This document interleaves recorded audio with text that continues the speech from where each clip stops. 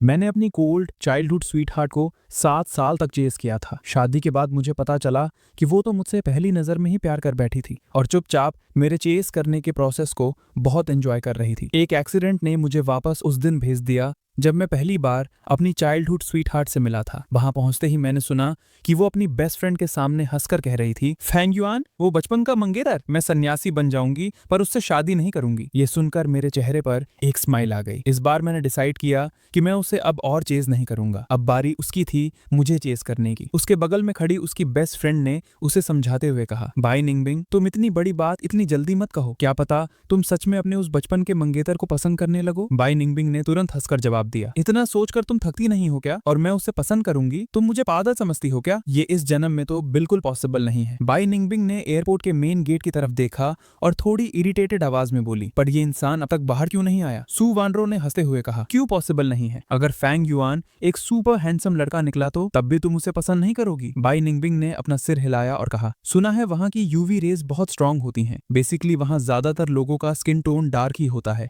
बिना सोचे ही पता चल रहा है कि वो लड़का पक्का काला सा होगा। सुपर हैंडसम की तो बात ही छोड़ दो। बाई निंगबिंग ने अपनी कोहनी से अपनी बेस्ट फ्रेंड के पेट में हल्के से मारा और कहा, बोर्ड को थोड़ा और ऊपर पकड़ो, हम थोड़ा इधर उधर घूम आते हैं। सु वानरो ने सिर हिलाया और बोर्ड को थोड़ा और ऊपर कर दिया। उस बोर्ड पर मेरा नाम लिखा हुआ था। मेरी स्माइल और बड़ी हो गई। बहुत बढ़िया, इस जन्म में कभी पसंद नहीं करोगी, है ना? इस बार मैं तुम्हें चेज नहीं करूंगा, मैं तुम्हारे पीछे नहीं आऊंगा और जब तक तुम पूरे स्कूल के आगे एक्सेप्ट नहीं कर लेती कि तुम मुझे पसंद करती हो तब तक मैं हार नहीं मानूंगा। ये तय करके मैं अपना लगेज खींचता हुआ वहां से पलट कर चला गया। मेरे जाने के बाद ऑब्वियसली बाई निंगबिंग मुझे रिसीव नहीं कर पाई। वो वैसे भी बिना पेशेंस वाली लड़की थी। 5-6 मिनट वेट करने के बाद जब उसने किसी को आते हुए नहीं देखा तो वो सीधा अपनी बेस्ट फ्रेंड के साथ शॉपिंग करने चली गई और मैं सीधा बाई फैमिली के घर चला गया। मेरी मेमोरी के हिसाब से ही बाई मम ने मेरा बहुत वार्मली वेलकम किया। ओल्ड फैंग ने सच में बहुत अच्छी परवरिश की है। देखो हमारे आयुआन को कितना हैंडसम बनाकर बड़ा किया है। मैंने पोलाइटली स्माइल करते हुए कहा, आंटी आप मजाक कर रही हैं, आप तो अभी भी इतनी यंग लगती हैं। मैं देख सकता था कि बाई मम्मा इस हैंडसम लड़के को देखकर दिल से खुश थी। वो सच में गुड लुक्स की दीवानी थी और मेरे जैसा हैंडसम लड़का उन्होंने पहली बार देखा था। पहले जब बाई दाद ने कहा था कि वो अपनी बेटी के बचपन के मंगेतर को घर लाकर रखेंगे ताकि मैं बाई निंगबिंग के साथ बॉन्डिंग कर सकूं तो वो थोड़ी वरित थी, पर अब मेरे जैसे हैंडसम और वेल मैनर्ड लड़के को देखकर बाई मम्मा बहुत खुश थी। युआन, निंगबिंग तो तुम्हें रिसीव करने गई थी, क्या तुमने उसे नहीं देखा? मैं उसे कॉल करके वापस बुलाती हूँ। मैंने स्माइल करके सिर हिलाया और कहा, ठीक है, मैंने भी बहुत टाइम से सिस्टर निंगबिंग को नहीं देखा है। बाई मम्मा सेकंड फ्लोर पर गई और छुपकर बाई निंगबिंग को कॉल लगाया। कॉल उठाते ही उन्हें बैकग्राउंड से मॉल का शोर और दुकानों का म्यूजिक सुनाई देने लगा। बाई मम्मा तुरंत गुस्से से भड़क गई। बाई निंगबिंग, मैंने तुम्हें आयुआन को रिसीव करने भेजा था, ये क्या चल रहा है? तुम शॉपिंग करने चली गई? मुझे सच सच बताओ, क्या तुम वहां गई ही नहीं थी? बाई निंगबिंग वहां गई जरूर थी पर उसमें वेट करने का पेशेंस ही नहीं था। वैसे भी उसने किसी को रिसीव नहीं किया था, इसलिए उसकी मम्मा जो भी कह रही थी उसने मान लिया। उसने बहस करने में आलस किया और कह दिया, हाँ नहीं गई थी। बाई मम्मा ने अपने दिल में खुद को शांत करते हुए सोचा, बेटी मेरी ही है, मुझे कंट्रोल करना होगा। फिर वो बोली, तो फिर तुम जल्दी वापस आओ। फेंग युआन घर पहुंच गया है, उसके एडमिशन का प्रोसेस भी कंप्लीट हो गया है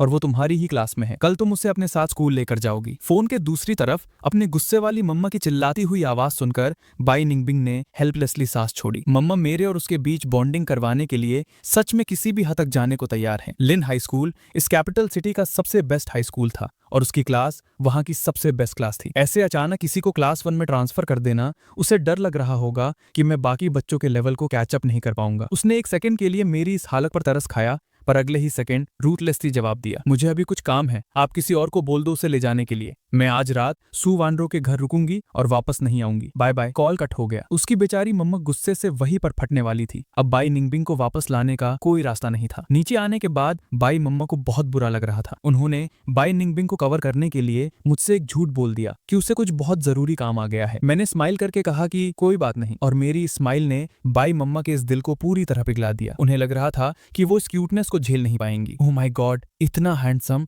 और समझदार बच्चा कैसे हो सकता है? ये तो दूसरों का बच्चा है। नहीं वेट, ये मेरा भी बन सकता है। इसके बाद बाई मम्मा मुझे वार्मली मेरा रूम दिखाने ले गई। जहां तक मेरे कपड़ों की बात थी, मेरी अपनी मॉम ने उन्हें पहले ही पैक करके भेज दिया था। वो कपड़े आराम से वार्डरोब में रखे हुए थे। मैंने एक हैंडसम सी व्हाइट शर्ट निकाली और अपने मन में सोचा कि कल मैं यही पहनूंगा। मेरे चेहरे पर एक ईवल सी स्माइल आ गई। पूरी जिंदगी मुझे पसंद नहीं करोगी, है ना? क्योंकि मैं उसके सारे ब्यूटी स्टैंडर्ड्स को अच्छी तरह जानता था, इसलिए मैंने पहले ही प्लान बना लिया था कि इस सुडेरे लड़की को कैसे परेशान करना है। पहले उसे टीज करना है, उसके साथ बहुत अच्छा बिहेव करना है, फिर स्ट्रांगली ये एक्सेप्ट करने से इनकार कर देना है कि मैं उसको पसंद करता हूँ, और एंड में उसकी उस घमंडी और फ्रस्ट्रेटेड शक्ल को देखना है। अगले दिन मैं जल्दी उठ गया। फ्रेश होने के बाद मिरर में अपने नेचुरली हैंडसम चेहरे को देखकर मैंने एक कूल सी स्माइल दी। तभी दरवाजे पर नॉक होने की आवाज आई। बाई मॉम बाहर से बुला रही थी, ए युआन उठ जाओ, आज मैं तुम्हें स्कूल रिपोर्ट करने ले जाऊंगी। एडमिशन का प्रोसेस कंप्लीट हो गया है। पूरा प्लान ये था कि बाई मॉम बाई निनिंगबिंग से मुझे स्कूल ले जाने को कहेंगी, पर बाई निनिंगबिंग तो कल रात अपनी बेस्ट फ्रेंड के घर रुक गई थी। मैंने आकर दरवाजा खोला। ये जानकर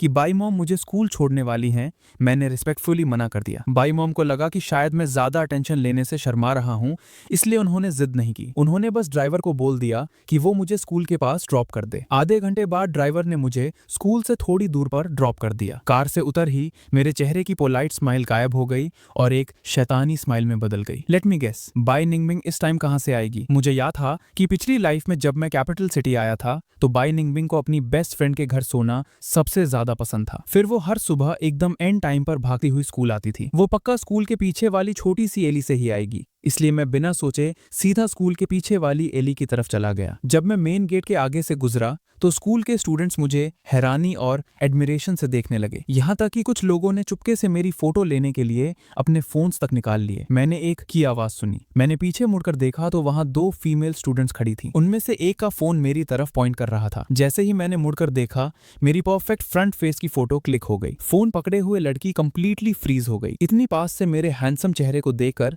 उस लड़की का चेहरा तुरंत लाल हो गया। मैंने स्माइल करते हुए कहा, क्लासमेट, ऐसे चुपके से फोटो खींचना बुरी आदत होती है। जैसे ही उस लड़की ने मुझे उसकी तरफ स्माइल करते देखा, उसे लगा जैसे उसके दिमाग में पटाखे फूट रहे हों। उसका चेहरा पूरा लाल हो गया। वो कांपते हुए अपने फोन को पकड़े रही और बोली, सॉरी, मैं इसे अभी डिलीट कर देती हूँ। मेरे वहां से निकलने के बाद दोनों लड़कियों ने एक दूसरे को देखा और उनके चेहरे पर पूरी तरह से फंगीर वाले एक्सप्रेशंस थे। ये किस स्कूल का लड़का है? खत्म भाई, मुझे इसका नंबर चाहिए। मैं उस छोटी सी एली में पहुंच गया जहां से बाई निंगबिंग अक्सर गुजरती थी और दीवार के सहारे खड़ा होकर वेट करने लगा। सुबह की हवा बहुत फ्रेश थी, बिल्कुल मेरे मूड की तरह। 30 मिनट तक वेट करने के बाद कॉर्नर से किसी के तेजी से भागने के सुनाई दिए। साथ ही सू वांड्रो के जोर जोर से सांस लेने की आवाज आई। सिस्टर बाई, मेरा वेट करो। मेरे चेहरे की स्माइल और गहरी हो गई। मैं कॉर्नर की तरफ गया और बिल्कुल वैसा ही हुआ। मैंने बाई निंगबिंग की आवाज सुनी। मैंने कहा था ना जल्दी उठ जाओ, पर तुम मेरी सुनते ही नहीं हो। फुटस्टेप्स पास आ रहे थे। मैंने अपनी पोजीशन सेट की और मन में काउंटिंग शुरू कर दी। वो आ गई। मैंने तुरंत एक छोटा सा स्टेप पीछे लिया। बाई निंगबिंग पीछे मुड़कर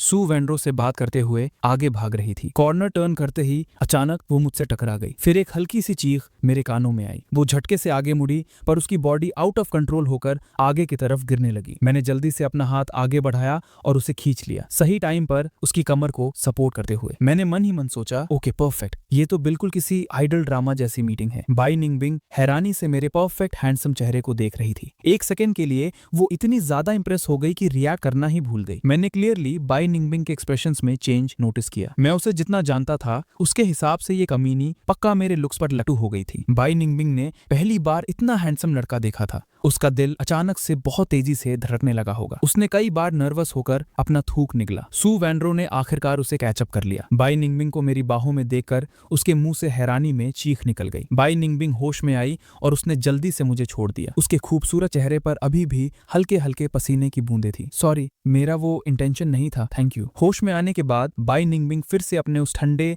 और घमंडी रूप में आ गई। उसके एक्सप्रेशंस बहुत तेजी से चेंज हुए थे। अगर मैंने उसे ध्यान से ऑब्जर्व नहीं किया होता तो मैं पक्का उसके इस छोटे से चेंज को नोटिस नहीं कर पाता। मैंने स्माइल करके सिर हिलाया। तुम्हें चोट नहीं लगी ना? बस ये काफी है, अगली बार थोड़ा ध्यान रखना। एक प्यार भरी लाइन बोलकर मैं वहां से पलट कर चला गया। साइड में खड़ी सू वेंड्रो तो जैसे पत्थर की बन गई थी। भाई क्या हैंडसम बंदा है। वो अपनी नजरें मुझसे हटा ही नहीं पा रही थी। जब तक वो अपने होश में आई मैं जा चुका था। उसने एक्साइटमेंट में बाई निंगबिंग का हाथ हिलाते हुए पूछा, सिस्टर बाई, वो हैंडसम लड़का कौन था? बाई निंगबिंग ने मेरी दूर जाती हुई पीठ को देखा होगा। मैं उस आकर्षक व्हाइट शर्ट में था जो जैसे सीधा बाई निंगबिंग के दिल में खिल गया हो। अचानक से उसकी सारी जल्दी गायब हो गई। वो धीरे धीरे मेरे पीछे चलने लगी और बस इतना डिस्टेंस बनाए रखा कि वो मेरी पीठ आराम से देख सके। मैंने अपना फोन निकाला। अपने बाल ठीक करने के बहाने मैंने अपने पीछे आती हुई बाई निंगबिंग को देख लिया। मेरी आंखों में स्माइल साफ झलक रही थी। तो वो जो भी कहती थी सब सच था। उसने पहली नजर में ही मुझसे प्यार कर लिया था। वो मेरे प्यार में आउट ऑफ कंट्रोल थी। एक और चांस मिलने पर भी सब कुछ वैसा ही है। जब बाई निंगबिंग ने मुझे स्कूल गेट के अंदर जाते हुए देखा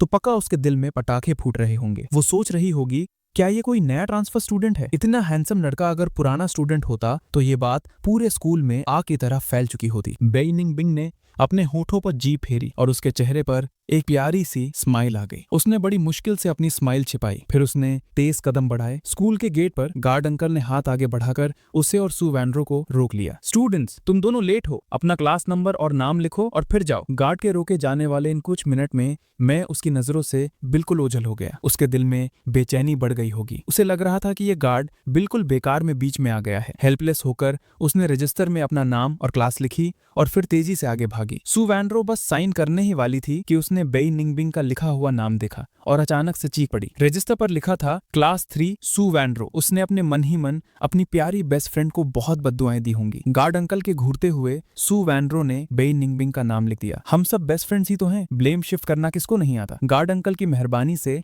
बाई निंगबिंग मुझे फॉलो नहीं कर पाई। वो ठंडे चेहरे के साथ वापस अपनी क्लास में चली गई। पर मैं जानता था उसके माइंड में मेरे साथ उस एली वाले सीन की झलक घूम रही होगी। उसके खूबसूरत चेहरे पर ब्लश आ गया होगा। उसका छोटा सा दिल तेजी से धड़क रहा था।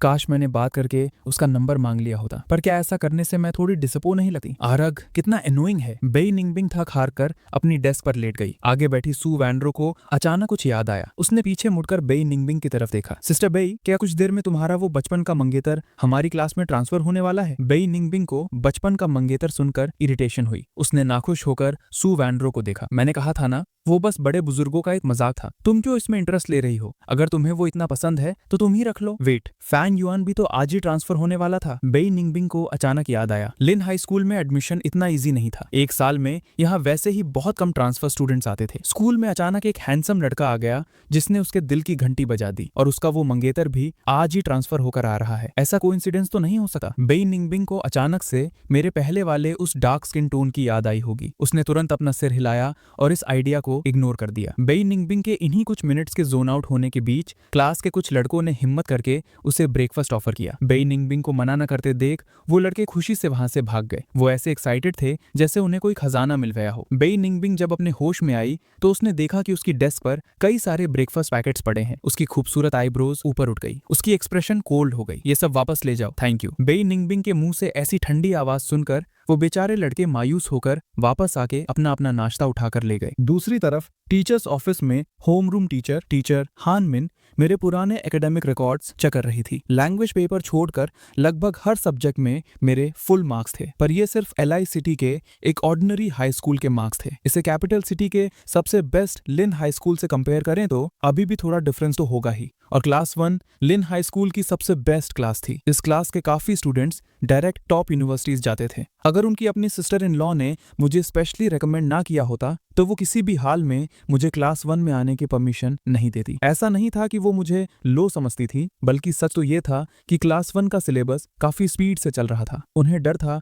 कि अगर मैं कैचअप नहीं कर पाया तो मेरे पहले के अच्छे मार्क्स भी बर्बाद हो जाएंगे। टीचर हानमिन ने मेरी तरफ देखकर कहा, फैंग युआन, मैं जानती हूँ कि तुम यहाँ किस लिए आए हो, पर मैं तुम्हारी होम रूम टीचर हूँ। मैं चाहती हूँ कि तुम उन बातों के बारे में इतना ना सोचो। तुम्हारा मेन फोकस अभी पढ़ाई होना चाहिए। अगर मंथली एग्जाम में तुम्हारे मार्क्स मेरे बताए गए मिनिमम लिमिट तक नहीं आए तो तुम चाहे कोई भी क्यों ना हो, तुम्हें नॉर्मल क्लास में भेज दिया जाएगा। इसमें तुम्हें कोई प्रॉब्लम तो नहीं है। मैं जानता था कि टीचर हानमिन बाहर से टफ पर अंदर से एक बहुत सॉफ्ट हार्टेड इंसान है जो अपने स्टूडेंट्स को लेकर बहुत रिस्पॉन्सिबल है। ये सुनकर मैंने स्माइल करके सिर हिलाया और कहा, थैंक यू टीचर हान, मैं पक्का मेहनत करूंगा और ट्राई करूंगा कि क्लास के टॉप 10 में आ सकूं। टीचर हानमिन अपनी बात खत्म करके मुझे क्लास में ले गई। मैं टीचर हानमिन को फॉलो करते हुए उस सेम फेमिलियर क्लास 1 की तरफ चला गया जो मेरी मेमोरी में थी। क्लास में एंटर होने से पहले टीचर हानमिन रुक गई। पीछे मुड़कर उन्होंने मेरे क्लीन और हैंडसम चेहरे को देखा, अपना मुंह खोला और थोड़ा हिचकिचाते हुए बोली, कुछ देर में मैं किसी क्लासमेट को बोलकर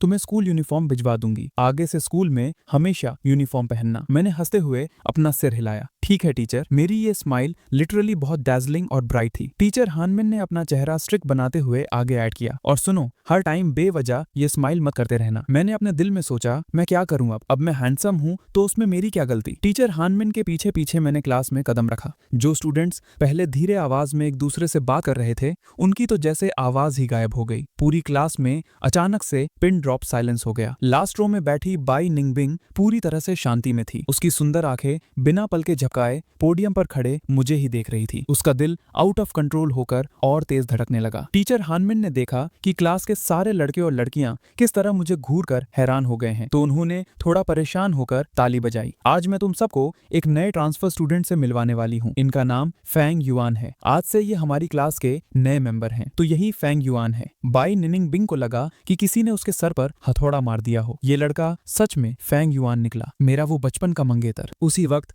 सू वैनरू जानबूझकर पीछे की तरफ झुकी और चेहरे के साथ बाई निनिंग बिंग से बोली, निनिंग बिंग, तुमने थोड़ी देर पहले जो कहा था उस पे कायम हो ना? ये बचपन का मंगेतर तुम अब मुझे दे सकती हो। ये वही सुपर हैंडसम लड़का है ना जो हमें थोड़ी देर पहले एली में मिला था। बाई निंगबिंग के दिल में अचानक एक अजीब सी बेचैनी हुई। मैं दे तो दूं, पर सामने वाले को तुम पसंद भी आनी चाहिए ना, सू वैनरू ने कहा। जब तक तुम्हें ये पसंद नहीं है तब तक मैं इसको जरूर पटा लूंगी। अब वो मुझे मिलेगा या नहीं वो अलग बात है। बाई निंगबिंग का मूड और ज्यादा खराब हो गया। उसने उसे धक्का दे दिया। हटो यहाँ से, मुझे पढ़ने दो और डिस्टर्ब मत करो। उसने अजीब फील करते हुए अपनी फॉरेन लैंग्वेज की बुक उठाई और उन वर्ड्स को देखने लगी जो उसे पहले से ही रटे हुए थे। मुझे बाई निंगबिंग के साथ वाली सीट अलॉट की गई। फिर मैं अपना बैग पीठ पर टांग कर बाई निंगबिंग के बगल में गया। जब क्लास के बच्चों ने देखा कि मैं बाई निंगबिंग का डेस्क मेट बन गया हूँ, तो क्लास के लड़कों और लड़कियों को एक सेकंड के लिए समझ नहीं आया कि उन्हें किस बात पर ज्यादा जेलस होना चाहिए। बाई निंगबिंग फॉरेन लैंग्वेज बुक लेकर सीधा देख रही थी। उसके उस कोल्ड चेहरे पर साफ साफ लिखा था, कोई करीब मत आना। जब मैं उसके बगल में बैठा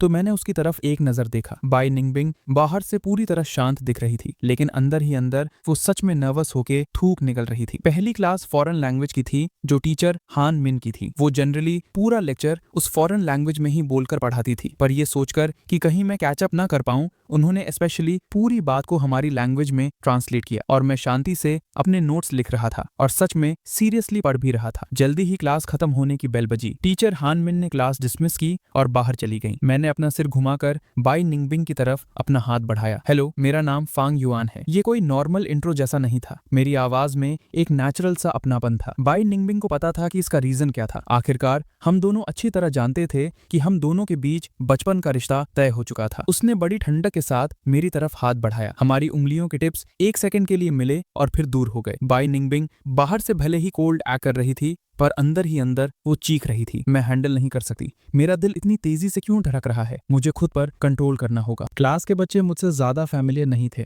इसलिए डायरेक्ट आकर बात करने में हिचकिचा रहे थे, पर चुपके चुपके सब मुझे ही ऑब्जर्व कर रहे थे। मुझे इतनी हिम्मत के साथ बाई निंगबिंग से हाथ मिलाते देख सबके दिल डर से कांप गए। कहीं इस हैंडसम नए लड़के ने आते ही बाई निंगबिंग पर लाइन तो नहीं मार दी। दूसरी तरफ बाई निंगबिंग को डर था कि कहीं कोई उसके दिल का हाल ना समझ ले, इसलिए उसने अपने खूबसूरत चेहरे को एकदम सख्त बना लिया था। उसका नेचुरली ठंडा चेहरा इतना टाइट हो गया था कि उससे एक अजीब सी खतरनाक वाइब आने लगी थी। सबको यही लगा कि बाई निंगबिंग गुस्से में आ गई है। सू वॉनरो को लगा कि बाई निंगबिंग इरिटेट हो रही है। उसे पता था कि बाई निंगबिंग को अपने इस बचपन के मंगेतर से नफरत है, इसलिए अपने मन में उसकी चॉइस को ताने मारते हुए वो मुझे बचाने आगे आई। फंग युआन, हेलो। मैंने उस भोली भाली सू वॉनरो को देखकर हल्की सी स्माइल दी और बोला, हेलो। सू वॉनरो तो बस मुझे उस आग में जलने से बचाना चाहती थी। उसे डर था कि कहीं बाई निंगबिंग मुझ पर भड़क ना जाए, पर उसने बिल्कुल एक्सपेक्ट नहीं किया था कि मैं उसे देकर स्माइल करूंगा। मेरी इतनी हैंडसम स्माइल देकर सू वॉनरो का दिल जोरों से धड़कने लगा। उसका तो मन कर रहा था कि जमीन पर लेटकर खुशी से लोटपोट हो जाए। समझ नहीं आने पर कि आगे क्या बोले, उसने सीधा अपने दिमाग में आने वाली एक लौती इंफॉर्मेशन बोल दी। वो, मैंने सुना है तुम्हारा और बाई निंगबिंग का बचपन का रिश्ता तय है। बाई निंगबिंग ने दिखावे के लिए तो सू वॉनरो को घूर कर देखा, पर अंदर ही अंदर वो बहुत ज्यादा खुश थी। बाकी क्लास वाले ये बात सुनकर इतने हैरान हो गए कि उनकी बोलती ही बंद हो गई। भाई क्या बकवास है, सच में ये लौंडा बाई निंगबिंग का बचपन का मंगेतर है? ओए होए, क्या यही अमीरों वाली खुशी होती है? बाई निंगबिंग अचानक थोड़ी नर्वस हो गई। उसने अपना एक हाथ चिन पर रखा जिससे उसका खूबसूरत साइड प्रोफाइल दिख रहा था और जानबूझकर मेरी तरफ देखना अवॉइड किया। मैं बाई निंगबिंग के इस कोल्ड एक्सप्रेशन को ऑब्जर्व कर रहा था और मन में सोचा कि ये छोटी लड़की सच में कितनी बाप लेवल एक्टिंग करती है। फिर मैंने तुरंत हंसते हुए कहा, अरे वो तो बस बड़े बुजुर्गों का एक मजाक था। आज के जमाने में इन बातों को कौन मानता है। मैं तो यहाँ सिर्फ मेहनत से पढ़ने और खुद को बेटर बनाए आया हूँ। एक ठंडे तीर ने सीधा बाई निंगबिंग के दिल पर निशाना लगाया। उसका सख्त चेहरा उतर गया और उसे अंदर से थोड़ा बुरा लगा, पर वो भी हार मानने वालों में से कहा थी। उसने एटीट्यूड में आकर ठंडी आवाज में कहा, तुम्हारी ऐसे ही सोच रहे तो सबसे बेहतर है। उसकी बात खत्म होते ही सू वॉनरो तुरंत आगे बोली, वाओ, तब तो ये सच में बहुत बढ़िया बात है। पहले बाई निंगबिंग ने भी मुझसे यही कहा था कि वो मर जाएगी, पर घर वालों का ये अरेंज किया हुआ चक्कर कभी एक्सेप्ट नहीं करेगी। बाई निंगबिंग ने दबे हुए गुस्से से सू वॉनरो को घूरा और मन में गाली दी, तुझे किसने बोला था अपनी पंचायत लाने को? तेरा ये मुंह ढंग की बात क्यों नहीं बोल पाता? मैंने बाई निंगबिंग का चेहरा उतरते हुए क्लियरली देखा था। मेरी आंखों में हंसी साफ झलक रही थी। सच कहूं तो मुझे भी घर वालों के फैसले मानना बिल्कुल पसंद नहीं है। ये सुनकर बाई निंगबिंग ने अपनी खूबसूरत आईब्रोज सिकोड़ ली, अपना चेहरा टाइट करके डेस्क पर सिर रखकर सोने की नकल करने लगी। पर मेरी वो हैंडसम स्माइल देखने के बाद उसके दिल में पटाखे फूट रहे थे। उसका भी मन कर रहा था कि वो मजे से जमीन पर लोटपोट होने लगे। उसके बाद उसकी बेस्ट फ्रेंड सू वेनेरो ने मुझसे बाकी टॉपिक्स पर बात की। पढ़ाई की बात आने पर सू वेनेरो ने मेरी फिक्र दिखाते हुए पूछा, फंग युअन, तुम्हारे पुराने स्कूल में तो ठीक ठाक मार्क्स आते ही होंगे, पर लिन हाई स्कूल के पेपर बच्चों की रूह कपा देते हैं, स्पेशली हमारी क्लास 1 के। अगर एग्जाम में तेरे मार्क्स खराब आए तो पहले ही गुस्सा मत होना, और कुछ समझ ना आए तो आराम से मुझसे पूछ लेना। Thank you. मैंने उसकी तरफ पानी की एक बोतल बढ़ाई, ये लो पियो। सू वेनेरो ने खुशी खुशी पानी की बोतल ले ली। तब तो मैं नखरे नहीं दिखाऊंगी। मैं अपनी होमरूम टीचर को जितना जानती हूँ उस हिसाब से तुम 20 साल में ट्रांसफर होकर आए हो, तो उन्होंने पक्का तुम्हारे मार्क्स को लेकर कोई शर्त रखी होगी। तुमने उन्हें क्या जवाब दिया? मैंने स्माइल करते हुए सिर हिलाया और बोला, मैंने हवा में ज्यादा नहीं उड़ा, बस इतना बोला कि क्लास के टॉप 10 में आने की पूरी कोशिश करूंगा। पिछली लाइफ में मुझे मार्क्स के लिए सच में कुत्तों वाली मेहनत करनी पड़ी थी, पर इस जन्म में ऐसी मेहनत नहीं पड़ेगी। आखिरकार पिछली लाइफ में मैं रोते रोते डबल PhD डिग्री निकाल ही चुका था। सू वेनेरो ने पानी का घूंट मारा ही था कि अचानक बाहर थूक दिया। उसकी शक्ल बहुत अजीब लग रही थी। दूसरी तरफ बाई निंगबिंग भले ही डेस्क पर सिर रखकर सोने की एक्टिंग कर रही थी, पर उसकी नींद उड़ चुकी थी। हमारी बातें सुनकर बाई निंगबिंग ने माथे पर बल डाले। क्लास के टॉप 10 में? बाई निंगबिंग हर एग्जाम में हमेशा फर्स्ट आती थी। उसे प्रेशर क्या होता है पता ही नहीं था, पर उसे मालूम था कि लिन हाई स्कूल का कंपटीशन कितना भयानक होता है। सुबह से आधी क्लासेस निकल गई थी। बाई निंगबिंग ने मुझे लगातार नोट्स बनाते हुए देखा, एकदम सीरियस होके। उसने अपने होठ दबाकर सोचा, इतनी मेहनत कर रहा है, अगर बाद में रैंक लास्ट आ गई तो रो पड़ेगा ना। फिर उस पे फेक तरस खाकर उसने अपने बनाए हुए पुराने नोट्स और इंपॉर्टेंट क्वेश्चंस की नोटबुक उठाकर मुझे थमा दी। मैंने हैरानी से हाथ में पकड़ी नोटबुक को देखा और पूछा, ये क्या है? जब बाई निंगबिंग की आंखें मेरी हंसती हुई आंखों से टकराई तो उसे लगा जैसे मैंने उसका दिमाग पढ़ लिया हो। उसने तुरंत अपने चेहरे को सख्त कर लिया और बिना किसी एक्सप्रेशन के ठंडेपन से बोली, ज्यादा दिमाग मत लगाना, मेरी मॉम ने मुझे पढ़ाई में तुम्हारा ख्याल रखने को बोला है। इनमें वो सारे इंपॉर्टेंट टॉपिक्स हैं जो एग्जाम में आते हैं। अगर तुम नहीं चाहते कि कोई तुम्हारी क्लास में औकात याद दिलाए तो इनको प्रॉपरली पढ़ने में टाइम लगाओ। Thank you. मुझे उस डॉगी जैसी नखरे वाली लड़की के अंदर का हाल ठीक ठीक पता था, इसलिए मुझे अंदर ही अंदर बड़ा मजा आ रहा था। मैंने उसे एक हैंडसम सी किलर स्माइल दी। बाई निंगबिंग उस चमकती स्माइल को देखकर थोड़ी अनकंफर्टेबल हो गई और उसने अपना चेहरा दूसरी तरफ घुमा लिया। पर मेरा और बाई निंगबिंग के बचपन के रिश्ते वाली इस बात के जैसे पंख निकल आए थे और वो उड़ उड़कर पूरे स्कूल में फैल चुकी थी। बाई निंगबिंग अमीर थी, टॉपर थी और स्कूल की सबसे खूबसूरत लड़की थी, एकदम लॉन्डो की ड्रीम गर्ल। अचानक ये पता चलना कि उसका एक बचपन का मंगेतर आ गया है और वो भी एकदम भौकाली और हैंडसम, तो भला कोई शांत कैसे बैठ सकता था। क्लास 18 के लिन हाउतिया ने अपने झुंड के चमचों के साथ मिलकर मुझे वॉशरूम में घेर लिया। मेरा बाप लेवल का हैंडसम चेहरा देखकर लिन हाउतिया के अंदर जेलसी भी पैदा नहीं हो पाई। माँ कसम, दोनों का लेवल ही अलग है, जलन भी कैसे फील करो। उसने एकदम गुंडे वाले रूप में गुस्से से बोला, तू ही है फेंग युआन, मुझे फर्क नहीं पड़ता कि तुम्हारे और बाई निंगबिंग के परिवार के बीच क्या रिश्ता है। तू चुपचाप बाई निंगबिंग से दूर रहेगा, वरना मैं तेरा वो हाल करूंगा कि तू याद रखेगा। पर मैं तो बिल्कुल भी नहीं डरा, क्योंकि मैं बचपन से ही इतना भयंकर हैंडसम था। मेरे माँ बाप को हमेशा डर रहता था कि कोई मुझे रास्ते में बुली ना करे, इसलिए उन्होंने मुझे हमेशा फाइटिंग और मार्शल आर्ट सिखाई थी। मैंने एकदम हीरो स्टाइल में ग्रेसफुली अपनी रिस्ट को रोटेट किया और पूछा, क्लासमेट पिटना है क्या? लिन हाउतिया मेरा ये चिल और बैड एस एटीट्यूड देकर हैरान रह गया उसने ठंडे दिमाग से नखरे में कहा, क्यों बे, तुझे लगता है तू मुझसे लड़ पाएगा? अपने इन पतले दुबले हाथ पैरों पर तरस खा और हीरो बनने की कोशिश मत कर। तू बस ये प्रॉमिस कर कि आज के बाद बाई निंगमिंग से दूर रहेगा और मैं तेरा कोई कचुम्बर नहीं निकालूंगा। उसकी बात खत्म होते ही, इससे पहले कि लिन हाउतियां कुछ समझ पाता, मैंने हवा की स्पीड से एक झटके में उसका कॉलर दबोच लिया और उसको दीवार पर पटक दिया। लिन हाउतियां का दिमाग सुन पड़ गया था। उसकी पीठ जब जोर से दीवार से टकराई तो उसे एक गजब का एसिड जैसा दर्द महसूस हुआ। उसके सारे चमचे भी फुल हैरानी में औकात भूल गए थे, क्योंकि मेरी स्पीड इतनी तेज थी कि उन्हें हवा ही नहीं लगी। वो साले तो इंतजार कर रहे थे कि मैं कब डर के मारे कांपूंगा, पर एक ही ब्लिंक में मैंने उनके बॉस को दीवार पर गाड़ दिया था। मैंने अपने चेहरे पर वही हैंडसम सी स्माइल मेंटेन रखी और धीरे से लिन हाउतियां के कान के पास जाकर हल्की आवाज में बोला, तेरी इस चिंदी नूब जैसी औकात के साथ तू मुझसे लड़ना चाहता है? छोटे बच्चे, जाके ठीक से पढ़ाई कर और इंसान बन, वरना मैं तुझे इतना गंदा धोऊंगा कि तेरी माँ भी तेरी लाश पहचानने से इनकार कर देगी। लिन हाउतियां ने सपने में भी नहीं सोचा था कि मैं उसे एक सिंगल हाथ से हवा में उठा दूंगा। साइड में खड़े उसके लौंडे अब तक होश में ही नहीं आए थे, पूरी तरह ब्लैंक थे। भाई लग गए, लगता है किसी भौकाली बंदे से पंगा ले लिया। लिन हाउतियां का चेहरा हरा पड़ गया था। अबे मुझे नीचे उतार, पर वो गुंडा लड़का अपनी बेइज्जती कहाँ होने देता। उसने अपनी फटी हुई हालत एक्सेप्ट नहीं की और अपनी आंखों में एक गुस्सा दिखाने की एक्टिंग की। ठीक है, मैंने उसके गालों को हल्के से थपथपाया और मेरे चेहरे पर एक यमराज वाली हंसी थी। आज यहाँ जो औकात का नाच हुआ उसकी भनक बाहर किसी को नहीं लगनी चाहिए, वरना मैंने आगे की बात खत्म नहीं की, पर समझने वाले सब समझ चुके थे। लिन हाउतियां का सारा भौकाल खत्म हो चुका था और वो चुपचाप पतली गली से निकलना चाहता था, और मेरा भी उसे और कूटने का कोई मूड नहीं था। पर किस्मत भी सच में बड़ी कुतिया चीज है। बाहर से अचानक सू वानरो की जोर की चीख सुनाई दी, अरे बहन,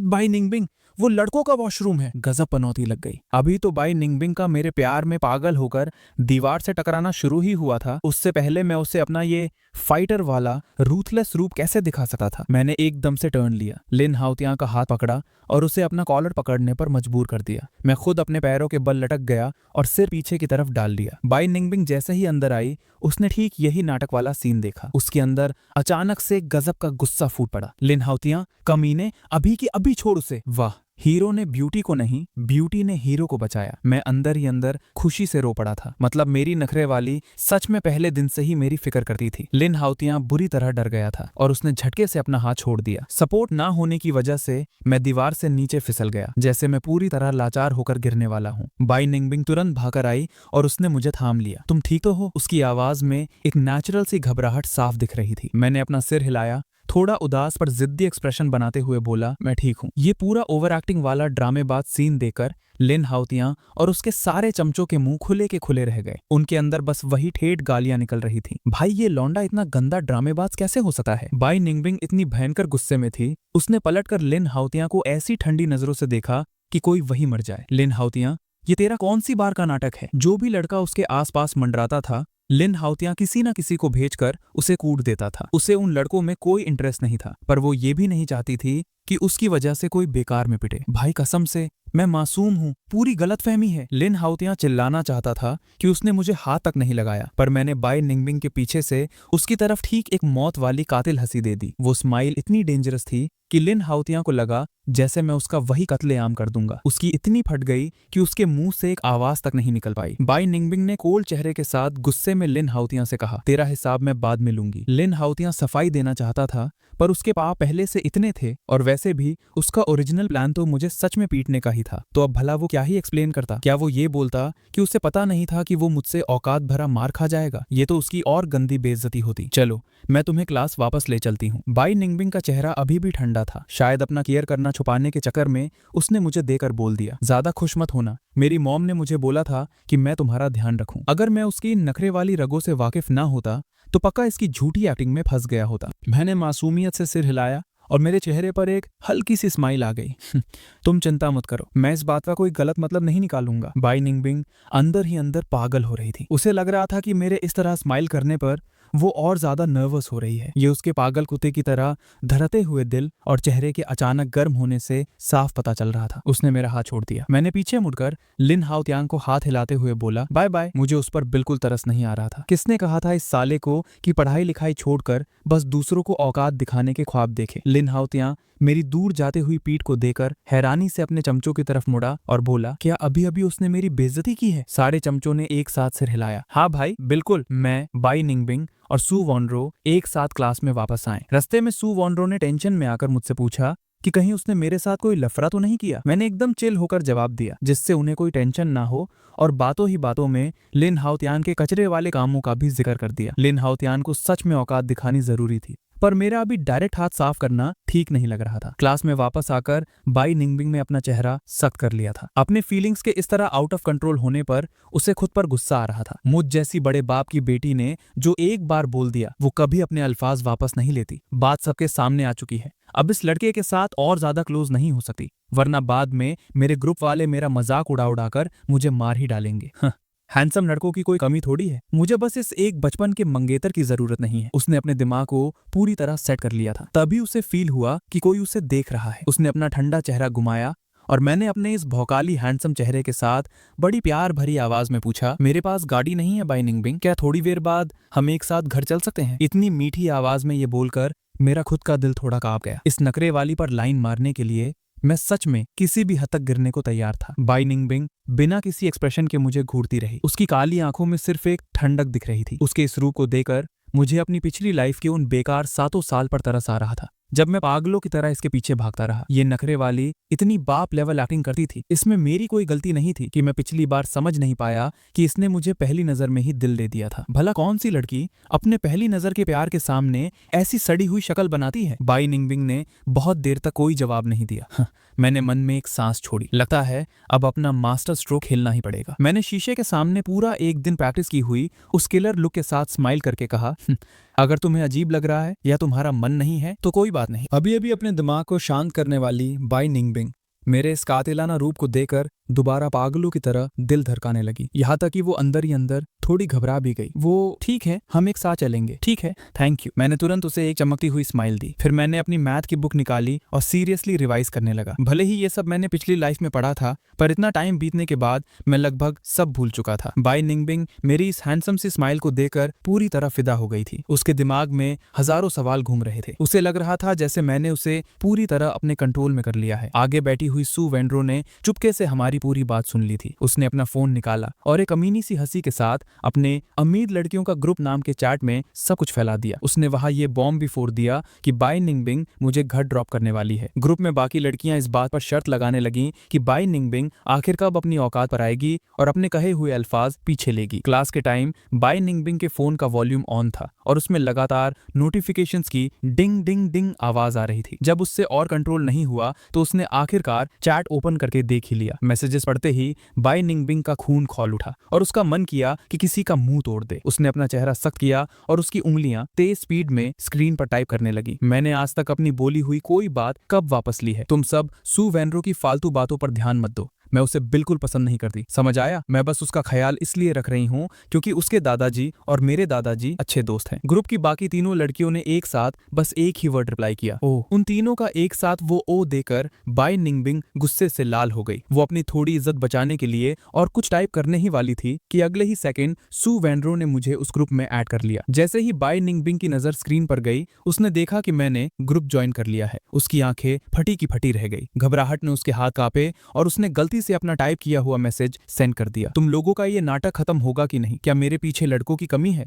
जो मैं अपने घर वालों की पसंद को एक्सेप्ट करूंगी? मेरी बात लिखकर रख लो, इस जन्म में तो ये बिल्कुल नहीं होगा। अगर मैं गलती से भी उसके प्यार में पड़ गई तो नंगे होके पूरे ग्राउंड के चक्कर लगाऊंगी। मेरे ग्रुप ज्वाइन करने से पहले के मैसेजेस मुझे नहीं दिख रहे थे, इसलिए उस ब्लैंक चैट पर सिर्फ बाई निंगबिंग का भेजा हुआ वो लंबा चौड़ा भौकाली मैसेज चमक रहा था। और ऊपर से उसकी वो तीनों कमीनी दोस्तों ने जानबूझकर कोई और मैसेज नहीं किया ताकि उसका वो मैसेज सबसे ऊपर ही रहे। ग्रुप में एकदम शांति थी। एक सिंगल इमोजी तक नहीं भेजा किसी ने। ऐसा लग रहा था जैसे वहां सिर्फ और सिर्फ बाई निंगबिंग ही है। बाई निंगबिंग का दिमाग पूरी तरह सुन्न पड़ गया। उसने डर के मारे 2-3 बार थूक निकला। अपनी साइड आई से उसने देखा कि उसके बगल में बैठे हुए मैंने अपना फोन निकाल लिया था। उसे अंदर ही अंदर भयंकर डर लग रहा था। उसे अपनी इज्जत मिट्टी में मिलती हुई फील हो रही थी और थोड़ी घबराहट भी शुरू हो गई थी, पर वो किसी को अपना डर कहाँ दिखाने वाली थी। उसने अपनी कमर सीधी की और ऐसा मुंह बना लिया जैसे उसे इन सब से फर्क नहीं पड़ता। मैंने फोन हाथ में पकड़कर उसके भेजे हुए एक एक वर्ड को पूरे मजे लेकर पढ़ा। नखरे वाली, तुझे लड़कों की कमी नहीं है ना? बड़े मजे से मैसेजेस ठोक रही है। बेटा रुक जा, एक बार जब तू मेरे प्यार में पागल होकर अपना सिर दीवार पे पटकेगी ना, तब तुझे दीवार से लगा लगा कर रगड़ूंगा। बाई निंगबिंग चुपके से मुझे देख रही थी और उसने नोटिस किया कि मैं बिल्कुल गुस्से में नहीं हूँ, बल्कि बड़े मजे से हंस रहा हूँ। मैंने ग्रुप में एक मैसेज सेंड किया, हेलो सभी को, बाई निंगबिंग तुम टेंशन मत लो, मैं कैपिटल सिटी सच में बस अपनी पढ़ाई पूरी करने आया हूँ। वो सब बस हमारे बड़े बुजुर्गों का मजाक था, तुम्हें इसे इतना सीरियस लेने की जरूरत नहीं है। बाई निंगबिंग को अपने ग्रुप में खुलकर बकवास करने की आदत थी। वहां वो कभी कुछ सोच समझ कर नहीं बोलती थी। किसको पता था कि वो पागल सू वैनरो मुझे ही ग्रुप में उठा लाएगी। पर अब जब उसने अपनी सारी दोस्तों के सामने इतना बड़ा भौकाल मार दिया था तो वो नरम कैसे पड़ सकती थी। उसने अपने उसी एटीट्यूड में मुझे रिप्लाई दिया, समझ गया तो अच्छी बात है। मैंने बाई निंगबिंग की तरफ देखकर एक स्माइल दी और जो चैट ग्रुप में चल रही थी उसे वैसे ही छोड़ दिया। मेरे इस हैंडसम चेहरे का एक एक निशाना सीधा बाई निंगबिंग के दिल पर छुरियां चला रहा था। मेरी इस कातिल स्माइल को देखकर